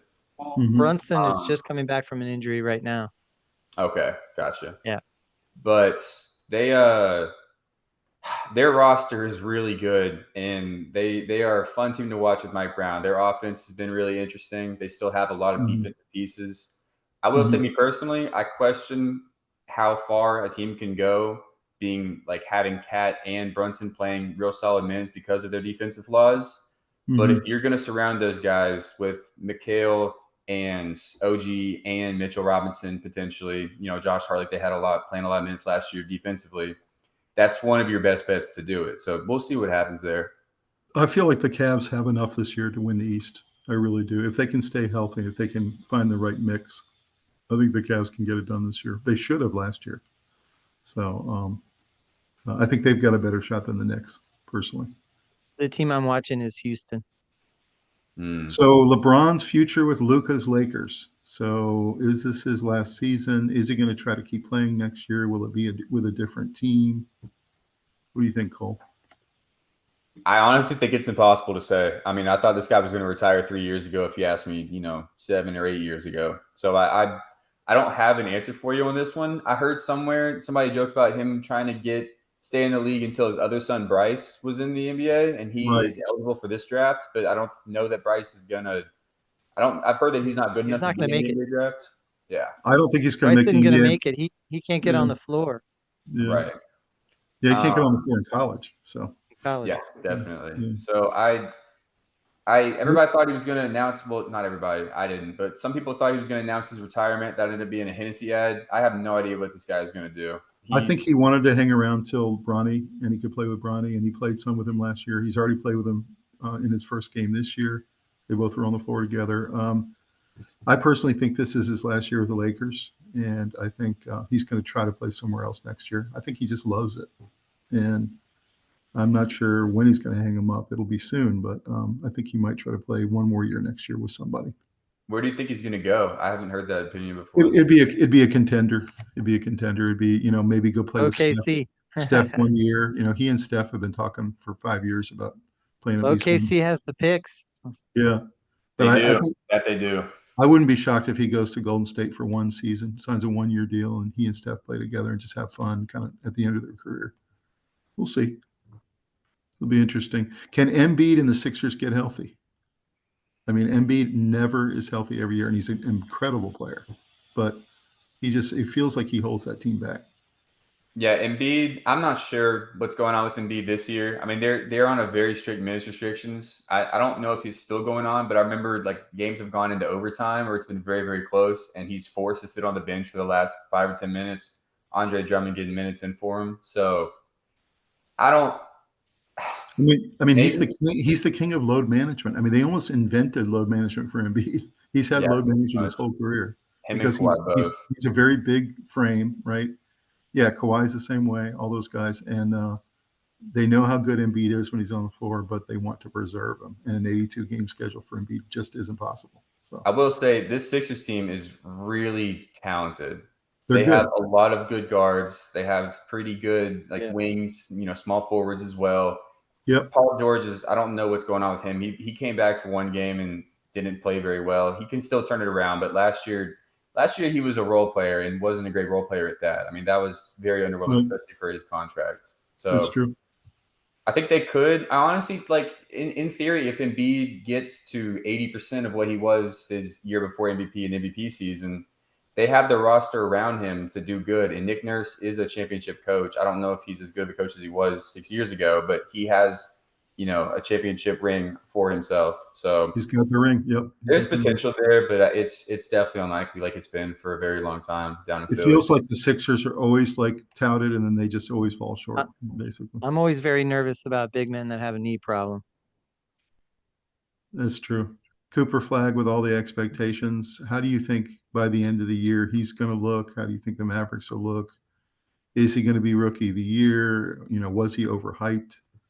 What do you guys think?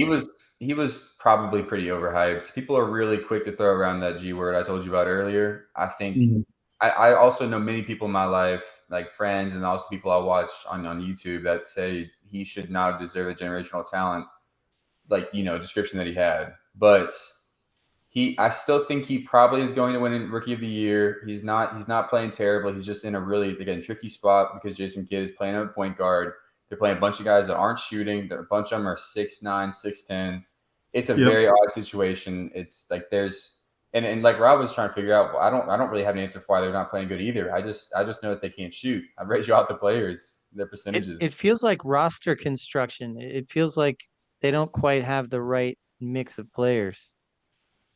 For sure. And I really like a lot of their guys too. They're good players. Just they're not fitting together.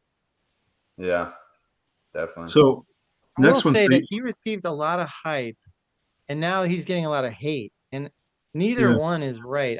He's a good player. Like, great player. I don't know about generational talent. I think you have to play for a little while before you receive that moniker, but he's a rookie. He's going to get better. He's a good player. I mean, so this next one's really interesting. The new long-range shot rule. The NBA approved a rule that now allows that long-range shots will not impact a player's shooting percentage. So if it's 42 feet or more out, it doesn't affect your percentage, and it leads to a surge of kind of end of quarter heaves. That's what they thought it was going to do. But what it instead has done this year is you got guys like Steph Curry and other long-range bombers, because you can shoot it from just inside the circle and it not counts against your shooting percentage. And a lot of people think that they're doing this because they're setting up possible future rule where they're going to bring in the 4-point shot. So what do you guys think about that? I mean, it feels like we already talked about there's too many 3-pointers already, and now they're talking about a 4-pointer. What do you guys think about that? I think the 4-point shot is just a pretty goofy concept. Of course, people are going to theorize about having a 4-point shot as much as you have people like Trae Young, Damian Lillard, Steph Curry, even more normal players like Emmanuel Quickly. I don't know if he's ever going to make an All-Star game. This guy's pulling from 35 feet away and hitting. Yeah, they all bomb it. Yeah. Yeah, it's a very normal thing now. So of course that's going to happen. I'm of the belief that it shouldn't happen, but crazier things have happened in the NBA, so there is a chance that it happens. I honestly think this rule was only put in place because there's so many, like there's now contractual obligations for players they'll make a certain amount of money if they shoot over a field goal percentage. Have you guys heard and that's about why that? They do it. That's why they do it. Yeah.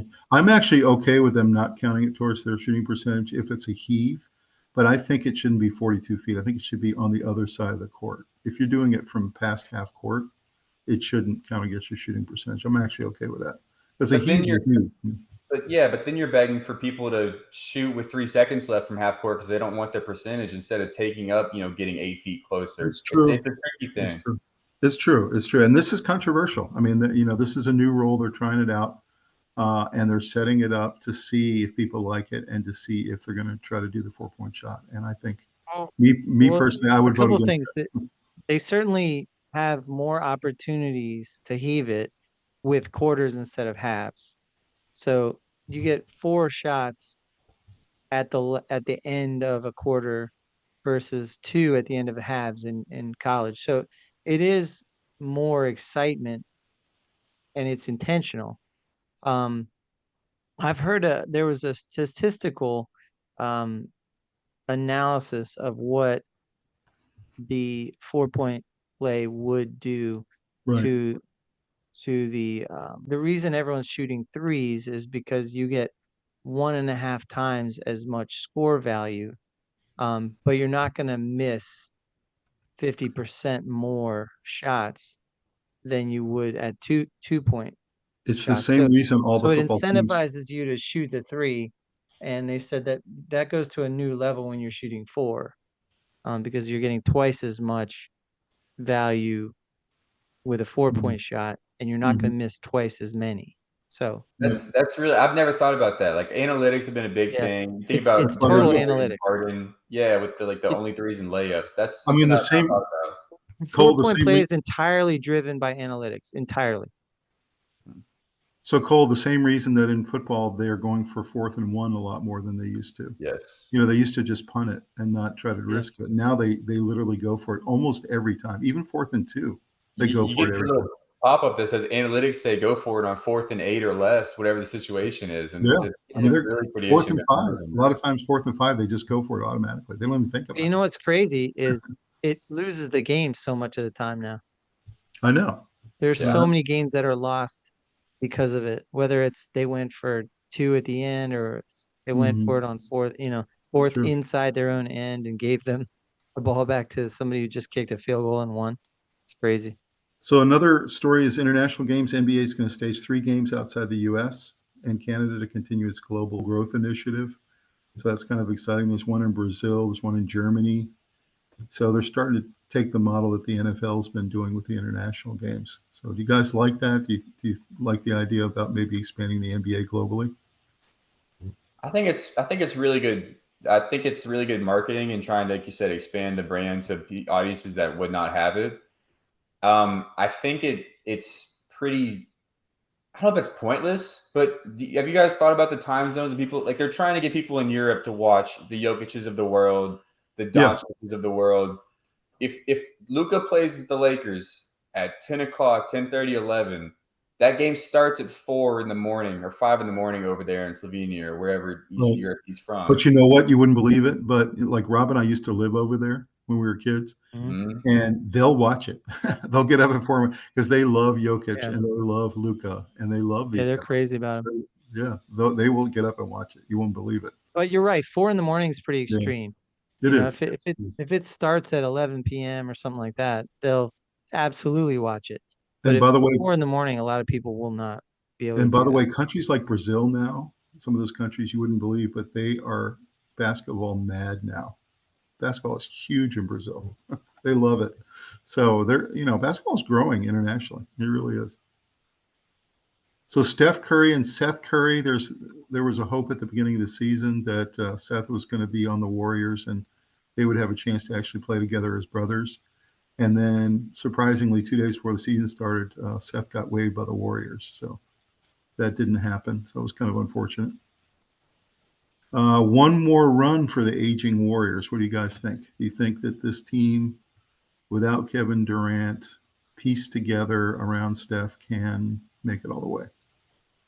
It's tough right now because the Warriors, their record is pretty good. That's fine. I want to say they're around 9-6, like a few of those other teams are in the West. Yep. But Jimmy Butler is back in do not try mode, like he was last year and a half in the regular season for Miami, and then half of last year with the Warriors. He's a playoff player. He loves the playoffs. Always been a playoff player. You know who's kind of like that is Saquon Barkley in the NFL. He's a little bit like that. He's always been a great playoff player. And then last year was the first time he actually had a great regular season. So, but yeah, I think the Warriors are too old. I think we can talk about them as well. But the Clippers are failing because of how old they are, and it's early in the year. Like typically with teams like the Clippers, I have the logic of they'll turn it around like Rob is with the Mavericks. I feel like they'll finish the season pretty well. I do too. It's tough to expect the Clippers when their rotation, like average age, is in the like 32 and a half, 33. I'm making these numbers up, but something along those lines. Yeah. They're going to be breaking down. Those guys are people that are going to turn it around from game 60 to game 82. That's true. It doesn't work like that. So and it is a really long season. If you're fair about it, it's an incredibly long season. 82 games in basketball. Definitely. So I think the Warriors, they're going to trade Kuminga for sure. Kuminga's actually playing all right, but he's also checked out mentally a little bit, it seems, watching him just from an eye test. So they're going to trade him. They need to get younger, and I'm like younger in the sense of just, I guess, the average like player age in the team or rotational minutes. Like I was talking about with the Clippers, they need to get younger while also having playoff experience. They need to get. The Warriors have not been successful in the draft since Steph Curry, really, because they had guys like Jordan Poole and they had all these guys they thought were the next coming, and none of them have really worked out. They end up moving out 1 or 2 seasons later, and I'm not sure why that is. The Warriors really feel like they haven't drafted well the last couple of years. They had a good track record before that, like in the 2000s or 2010. They were one of the best drafting teams, but now you mentioned they kind of have slowed down a little bit. I mean, Jordan Poole was supposed to be the next Steph Curry, and it just didn't happen. So definitely, I also want to say Moses Moody's very good, and I hope they don't trade him. Moses Moody, that's true. He is a low ceiling guy, but if he keeps playing like this, he will be in the NBA for 12 years, maybe longer. He's 100%. A rotational guy. I think the Warriors will make the playoffs. I think they will probably win their first round series. They're kind of a 1 series type thing, and then they're done. That's what I think. So Pelicans' future hangs by a thread. We talked about the Zion Williamson experiment coming to an end. Anything else you think there? It feels like that team is about to go into rebuilding mode. They'll probably keep Trey Murphy, and that's about it. Well, their ownership has been very poor. Do you guys remember when I guess the most recent example is the Luka trade. When that happened, everybody said this is awful. Like, why did the Mavericks do this? That sort of thing. Right. That happened again on a much smaller scale over the draft, where they traded their unprotected first-round pick for, I think it was late lottery pick, Derek Queen, probably around 12-ish. Yep. And I like Derek Queen out of Maryland. I think he's a good guy. I think he's going to be a good player. He had 30 points or something the other night. Maybe it was last night. So he has potential. He's a fun player to watch, fun type of game. It's kind of like a Zion light where it's bully ball. I'm bigger than you, but I'm not taller than you kind of play style. 100%. Charles Barkley does not know what they're doing.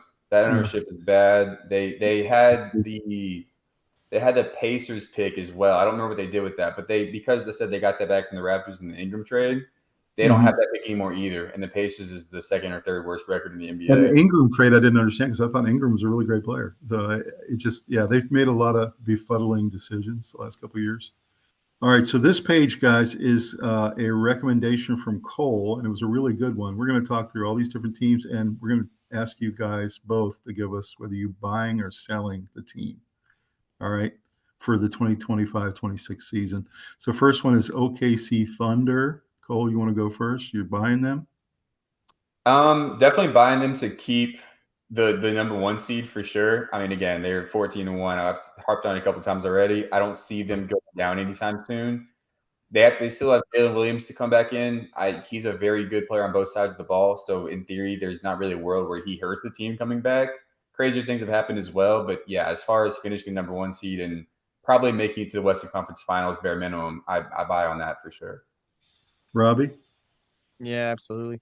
I'm buying them Unless too. there's injuries that we can't foresee right now, they should be at the top at the end of the season. Going off what Rob said, I actually mentioned earlier, like to somebody else I was talking to, I don't know what this team looks like without Shea. He's been their one staple that's been playing. They've been putting good role players around him this year besides the main guys getting hurt. Not 100% sure what that team looks like if Shea goes down. So that is something that I'm curious to see what it looks like if that happens. So if that happens, I don't know. You know. Well, yeah, all bets are off if you lose your number 1 star, 100%. I mean, look at the Celtics this year. So OKC, I say buy 100%. I think they have a really good chance of repeating this year. What about Cleveland Cavaliers in the East? I talked about the Cavs already. It's probably going to be a hold to buy as well as far as just where they are right now. Their offense should get better when Garland comes back. So I assume they'll probably stay about where they are. I'm buying because I think they look decent with some players out. I think they're going to be good when they get healthy. I'm buying the Cavaliers, and I think they're going to get it done this year. They didn't last year. They lost to the Pacers inexplicably, but I think this year they're going to get it done in a weak East. And I'm going to go on record right now. I think it's going to be OKC Cleveland in the finals. So I'll just put that on the record. I think that's a good prediction. I want to also say they're right now top 10 in offense and defense. I'm a big believer in that. I like when teams have both sides of the ball, consistent, good production there. And, I do wish they had kept our boy Ty Jerome, who was another Virginia boy and played great for them last year. I don't understand why they moved on from him, but I think that in a weak East, they are the best team. So I didn't realize there was 2 Cavaliers on that team. Yeah, that's why they brought DeAndre. That's why they brought in Hunter. Yeah, they brought in Hunter because Ty Jerome was on that team. Yeah. Mm-hmm. They're really good friends. They won a natty together. Yeah. So Knicks, what about them? I'm buying on the Knicks simply because I like the ball that they're playing right now with new coach in it. You can really tell that it's a different scheme, it's the same group of players for the most part. They brought in Jordan Clarkson, a couple other free agency. Landry Shamet looks pretty good off the bench, but just they're playing a little more offense heavy system. They're fun to watch. I think the defense is going to be pretty consistent when you have guys like OG and Mikal. Now OG's out for I think 2 weeks, and I'm a big OG is one of my favorite guys in the NBA. So that's going to be a big blow for them. But they have all the pieces to keep going. I'm also probably buying or holding on this team as well. Robbie? I'm tentatively buying. I'm a little worried about their defense. I don't think they have the edge that I traditionally think of with Knicks teams, but they're athletic, and I like the way they play offense. And Brunson's back, and I don't know. I just think I'm probably buying, but I might be holding.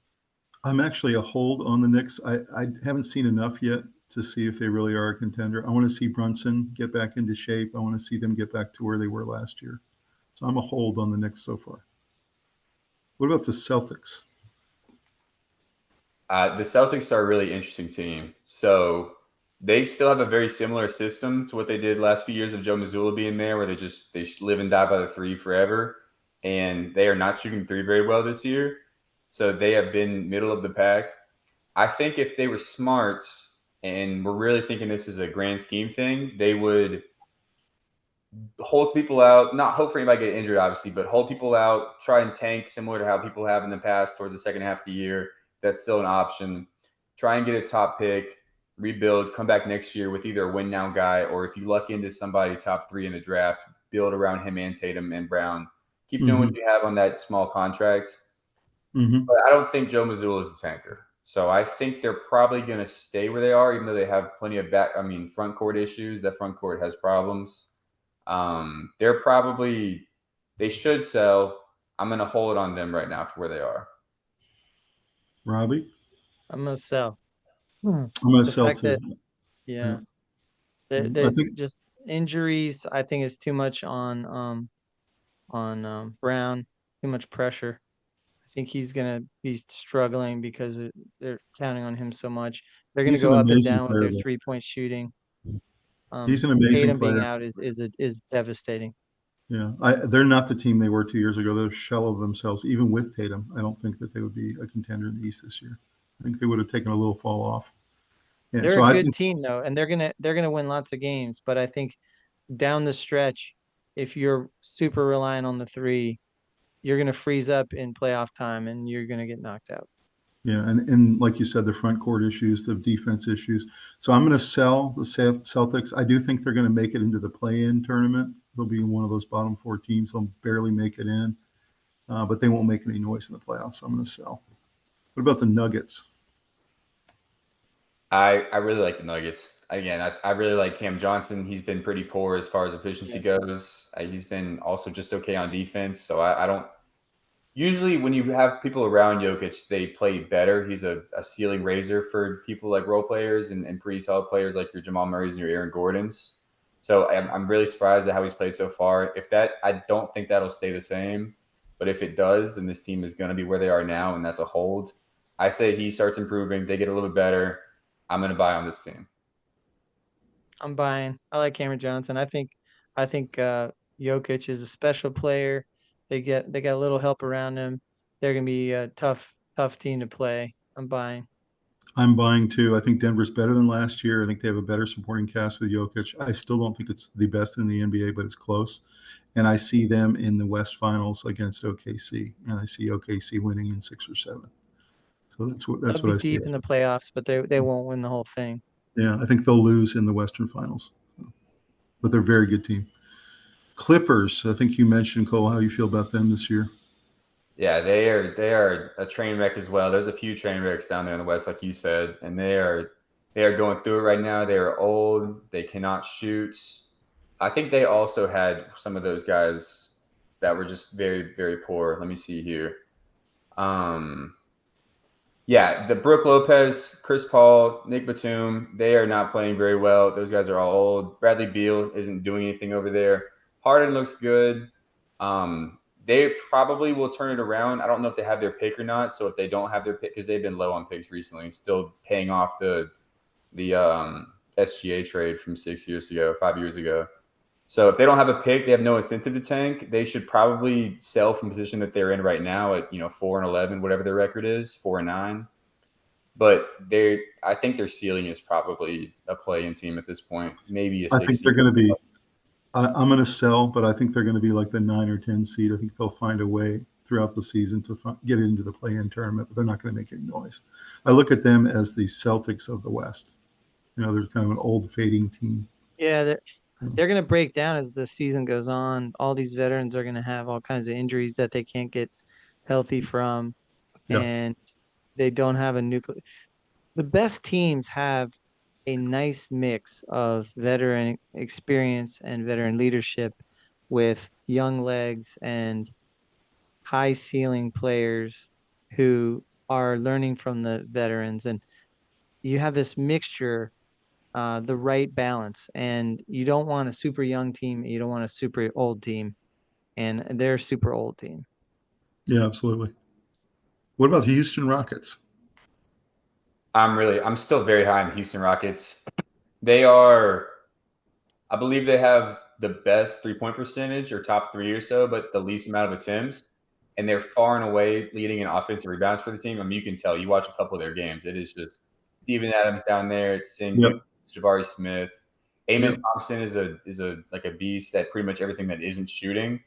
So he's going to get some offensive boards too. They're just – everybody's hitting. I love their depth. Dorian Finney-Smith still hasn't come back yet. He's kind of a 3-and-D guy, emphasis on the defense. They have one of the best front courts in the West. They really have a good front court. And I didn't know how Kevin Durant would fit in there, and he's fit in really nicely. He looks great with them. Yeah, he's playing really well over there. I think they're the number 3 team in the West for me. I'm buying for them. What about you guys? Yeah, for sure buying. I'm buying. They're exciting. I think if they And were in they the and they East, have that mix I was talking about, young and veteran. I think they're so good that in the East they'd be the number one seed, and in the West they'll be the 3 or the 4, somewhere I in agree there. wholeheartedly. Yeah, They may even be a couple games or 5 games ahead of them once in the East. That's how good they are. possibly. What about those LA Lakers with Luca leading? I'm still not sure how I feel about the Lakers. I think pretty much everything tells me that they're gonna be pretty good. They, as far as remember, I told you about the top 10 defense and offense. They are actually very middle of the pack as far as those numbers go. So that typically means that they just are very good in the clutch time and find ways to win games. And not that that's a bad thing. I mean, that should be celebrated. But Yeah. the entire career of LeBron, it's been put floor spaces around. They are like bottom 3 in 3-point percentage. So I don't know. Like they're the most efficient team in as far as twos and threes go, but they're one of the worst 3-point shooting teams. So him coming back, I'm not sure how it's going to go, even though he's been shooting very well the last few years. They're such a question mark. I'm gonna hold on them because I really don't know what's going to happen with LeBron. Robbie? I'm gonna sell. I think that there's something missing there. I think LeBron is really. I think he's gonna start slowing down. I like Reeves a Mm-hmm. lot, and I think Skinny Luca is awesome. But I think they're Skinny missing. Luca. I think they're missing something. Like I think there's something not quite there that the GM needs to get Yeah. his hands on. All right, so we got a hold and a sell. I'm going to hold on them because they've had such a good start to the year, surprisingly Yeah. good. I thought they were going to Yep. fade this year, but they've been pretty good. So I'm going to hold for now. I agree with you. I think LeBron's going to fade. And I also think this really hot start Luca and Reeves have both had, I think will settle out. They'll still be good, but I think they're going to go towards the middle of the pack in the West over time. And I think like they'll make the playoffs, but I don't see them making any noise. So I'm a hold for them. I do think they'll make the playoffs. Yeah, I do too. Yeah. What about the Bucks?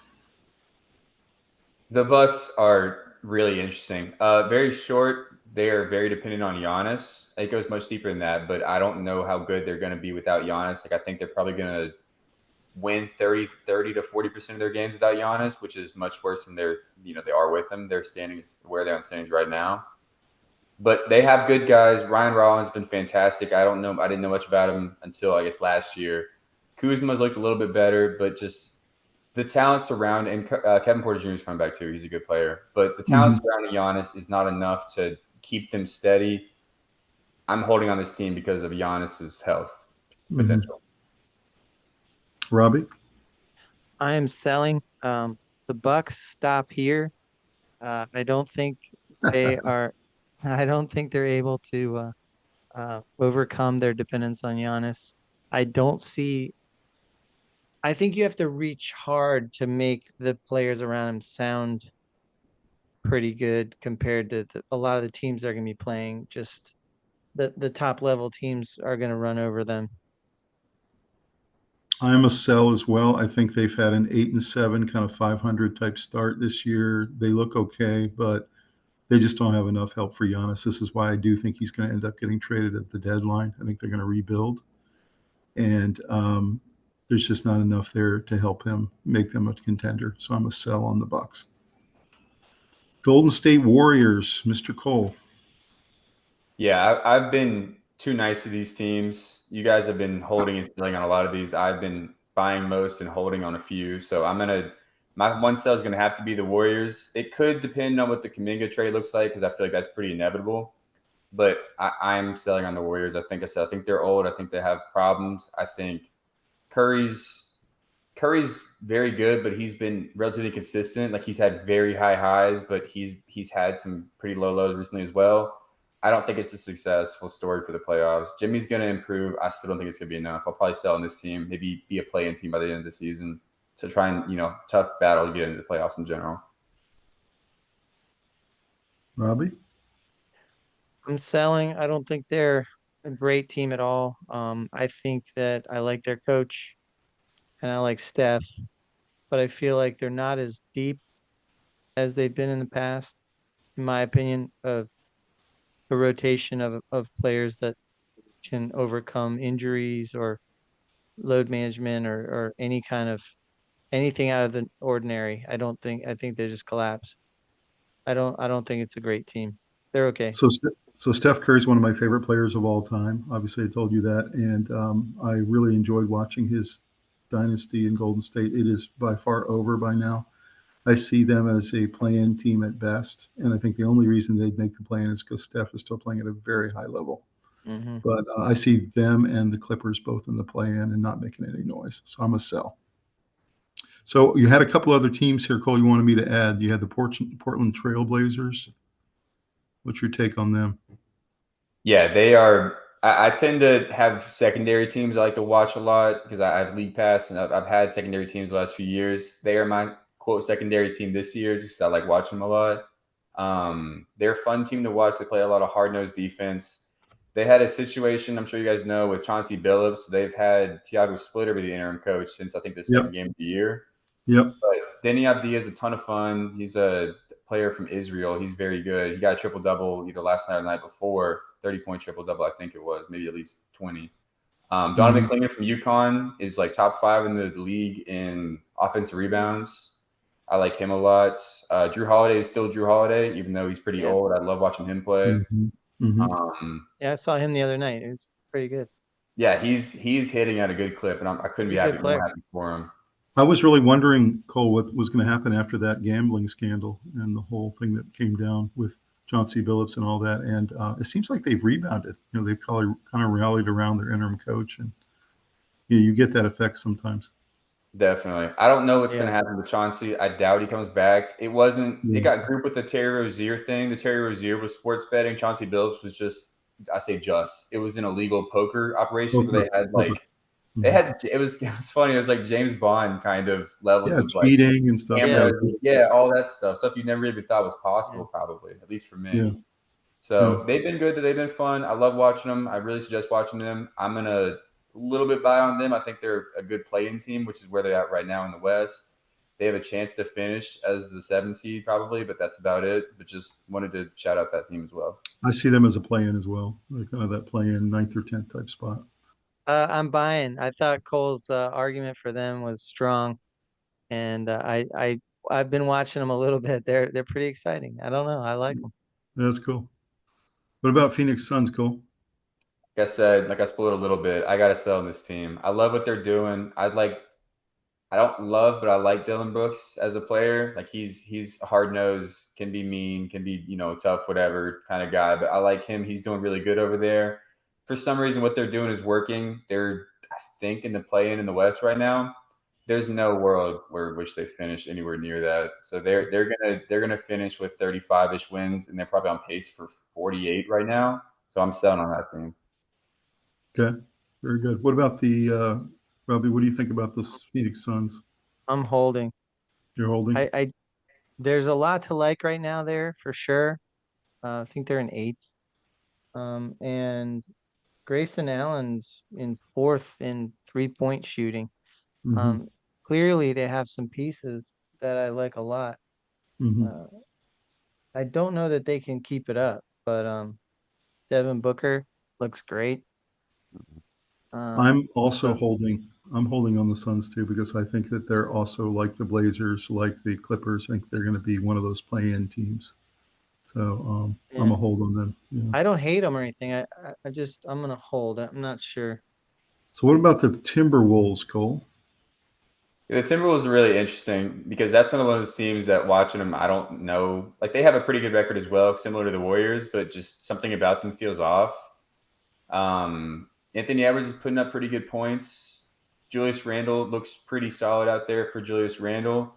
I just something about that team is weird. I'm going to hold on that team, but I just want to say I like watching them and something's off about that team, and I don't know what it is. So holding on them. They should be better than they are. They really should. I mean, even last year, we thought they were a contender last year, and they just. I think last year they were missing something, and I don't think they addressed it. It feels like they're still missing something. Yeah. Are you a hold, Robbie, or a Edwards? Edwards is a great player. Sometimes he disappears, though. It's weird. It's a really strange. I'm it's a not hold great on every night kind of thing. I think I'm gonna hold. Yeah. Yeah, I'm a hold as well. I do want to say before we move on, they're kind of doing what the Raptors are doing with the retro. Like you got the old logo pictured right there. Yeah. One of my favorite logos ever. I like that logo. I love the court they're doing. The old logo, the old Kevin Love jerseys that they got going on. It's fun to watch. It's nice. I do like that. Yeah. What about the Pistons? Are they for real? Can they be a contender? I mean, they go out to this 13-2 start. They got some really young talent. They've been drafting pretty well the last 3 seasons. It seems to be coming around now. Yeah, the Pistons are also interesting. I said I think they're on an 11-game win streak, something like that. But I don't really see a world where they finish as the best team in the East. They look really good right now, and K deserves this success. Jalen Duren has been fantastic. He's a fun player to watch. I'm happy for year is Cade Cunningham? What year is he? He is the same draft class as Scotty Barnes. It's a 2021 draft. It's a really good draft to look at it. 4th season, yeah. Yeah, Cade Cunningham is one of the real surprises the last 2 years. He's really good. I really enjoy watching him play. Jalen Duren is 5th in rebounds. Yeah. Yes. Yeah, he is also top 5 in offensive rebounds, I think, too. And he's also shooting 7.5 free throws per game at a 79% clip, which was Isaiah Stewart. Isaiah Stewart's 4th in blocks. Yeah, he's also like 40% from 3 or 39% from 3 too. Like that team is just clicking on all cylinders, mostly on defense, but a little bit on offense too. I just don't see it lasting, unfortunately. You know what? How you say some teams have juice? They just have juice this year. You can just feel it. You know, this team more than any other. The quote from Bill Parcells strikes me really hard on this one. You are what your record says you are. Like, you know, they are what their record says they are. They're good. Yeah. They're not just lucking out on all these wins.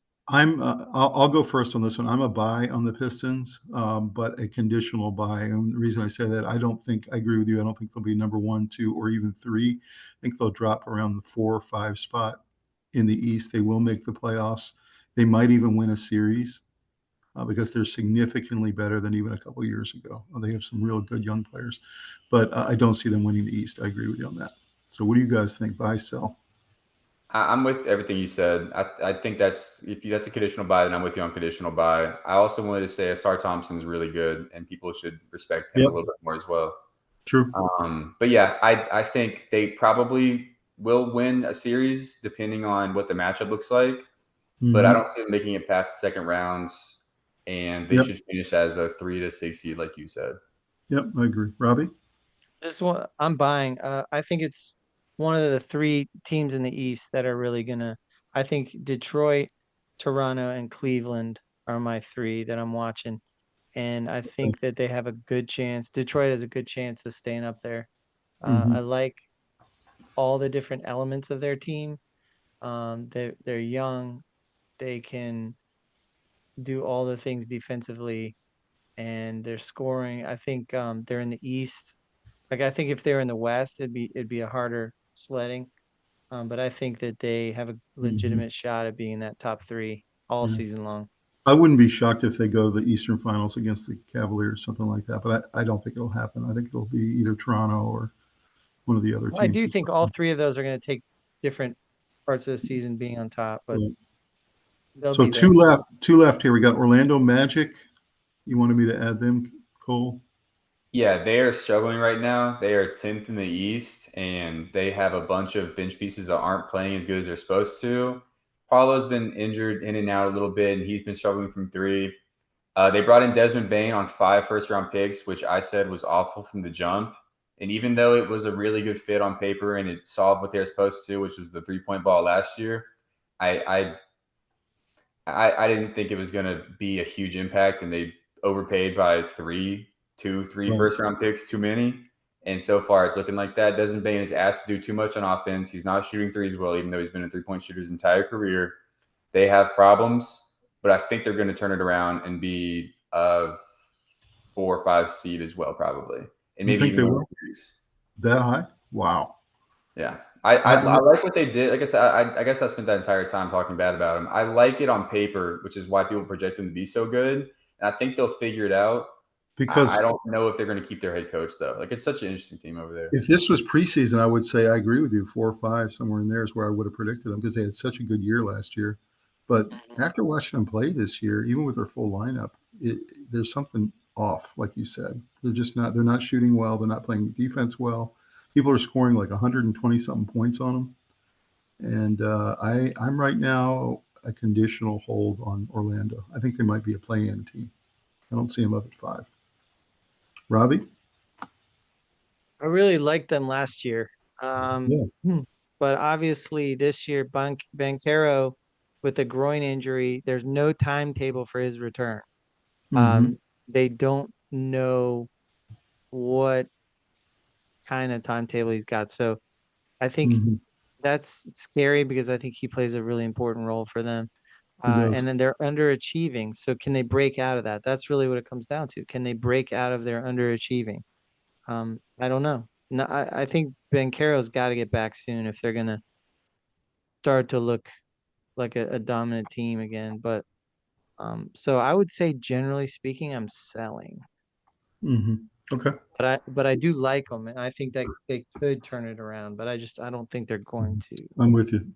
I'm right in that borderline too. So our last team of the night is the Chicago Bulls, Cole. Yeah, I'm also this team is lucked into an amazing start, and I don't really see it happening. I will say Vucevic hit another game-winning 3 last night, and I mean another because he did one earlier in the year as well. So he's hit 2 game-winning 3s at the ripe age of 35, however old he is. But I just don't see it happening. I like the team, but they're not nearly as good as they've been playing. I'm selling pretty hard on this team too. So I'm a hold on Chicago because of their great start. I would have sold 2 weeks ago, but I don't know. They have a little juice. They feel a little bit like last year's Orlando Magic. Do I think they can win the East? No. But do I think they could win possibly the first round series? Maybe. They have that capability. So I'm a hold on the Bulls right now. Robbie? I'm a sell. I like their defense.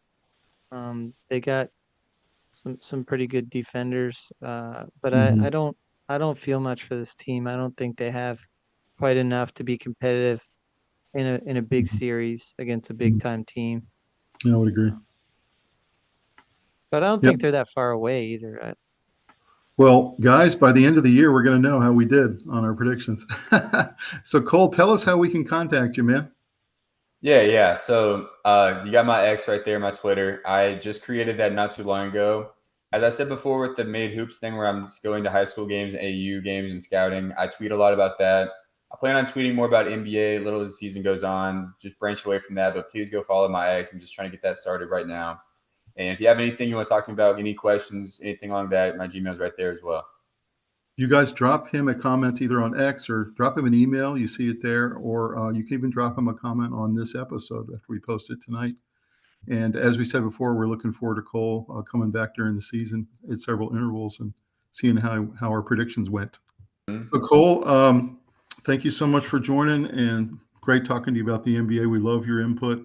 You have a lot of passion for the game. You know a lot about each of these teams, so that's really exciting. Any final thoughts for the folks as we get into the meat of the season? Yeah. I guess my Raptors are looking really good right now. I don't know if it's going to last, but I'm really holding out for that. They're 10-5 right now, so that's pretty fun.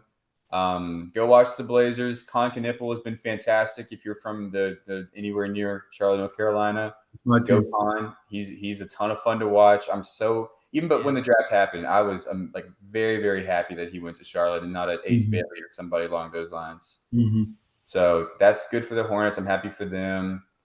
Be on the lookout for players like Anthony Davis, John Morant. This trade deadline has a lot of potential for superstars to move around too. Yes. So should be a fun season. Trade Zion Williamson, all these guys have a potential to move. I think there can be a lot of trades this year. I feel that way. Well, Cole, thank you so much for joining tonight, man. What a great episode. And everybody, guys, drop us a comment on the NBA, what you're the most excited about this year, who you think is going to win it, and what other teams you're really looking forward to. So, guys, thanks so much. Cole, we appreciate you joining. Yeah, of course. Thank you. Anytime. So happy to be on here. Guys, like the video, subscribe to the channel, and have a fun NBA season. I know we will. Have a great one. See you later. See you.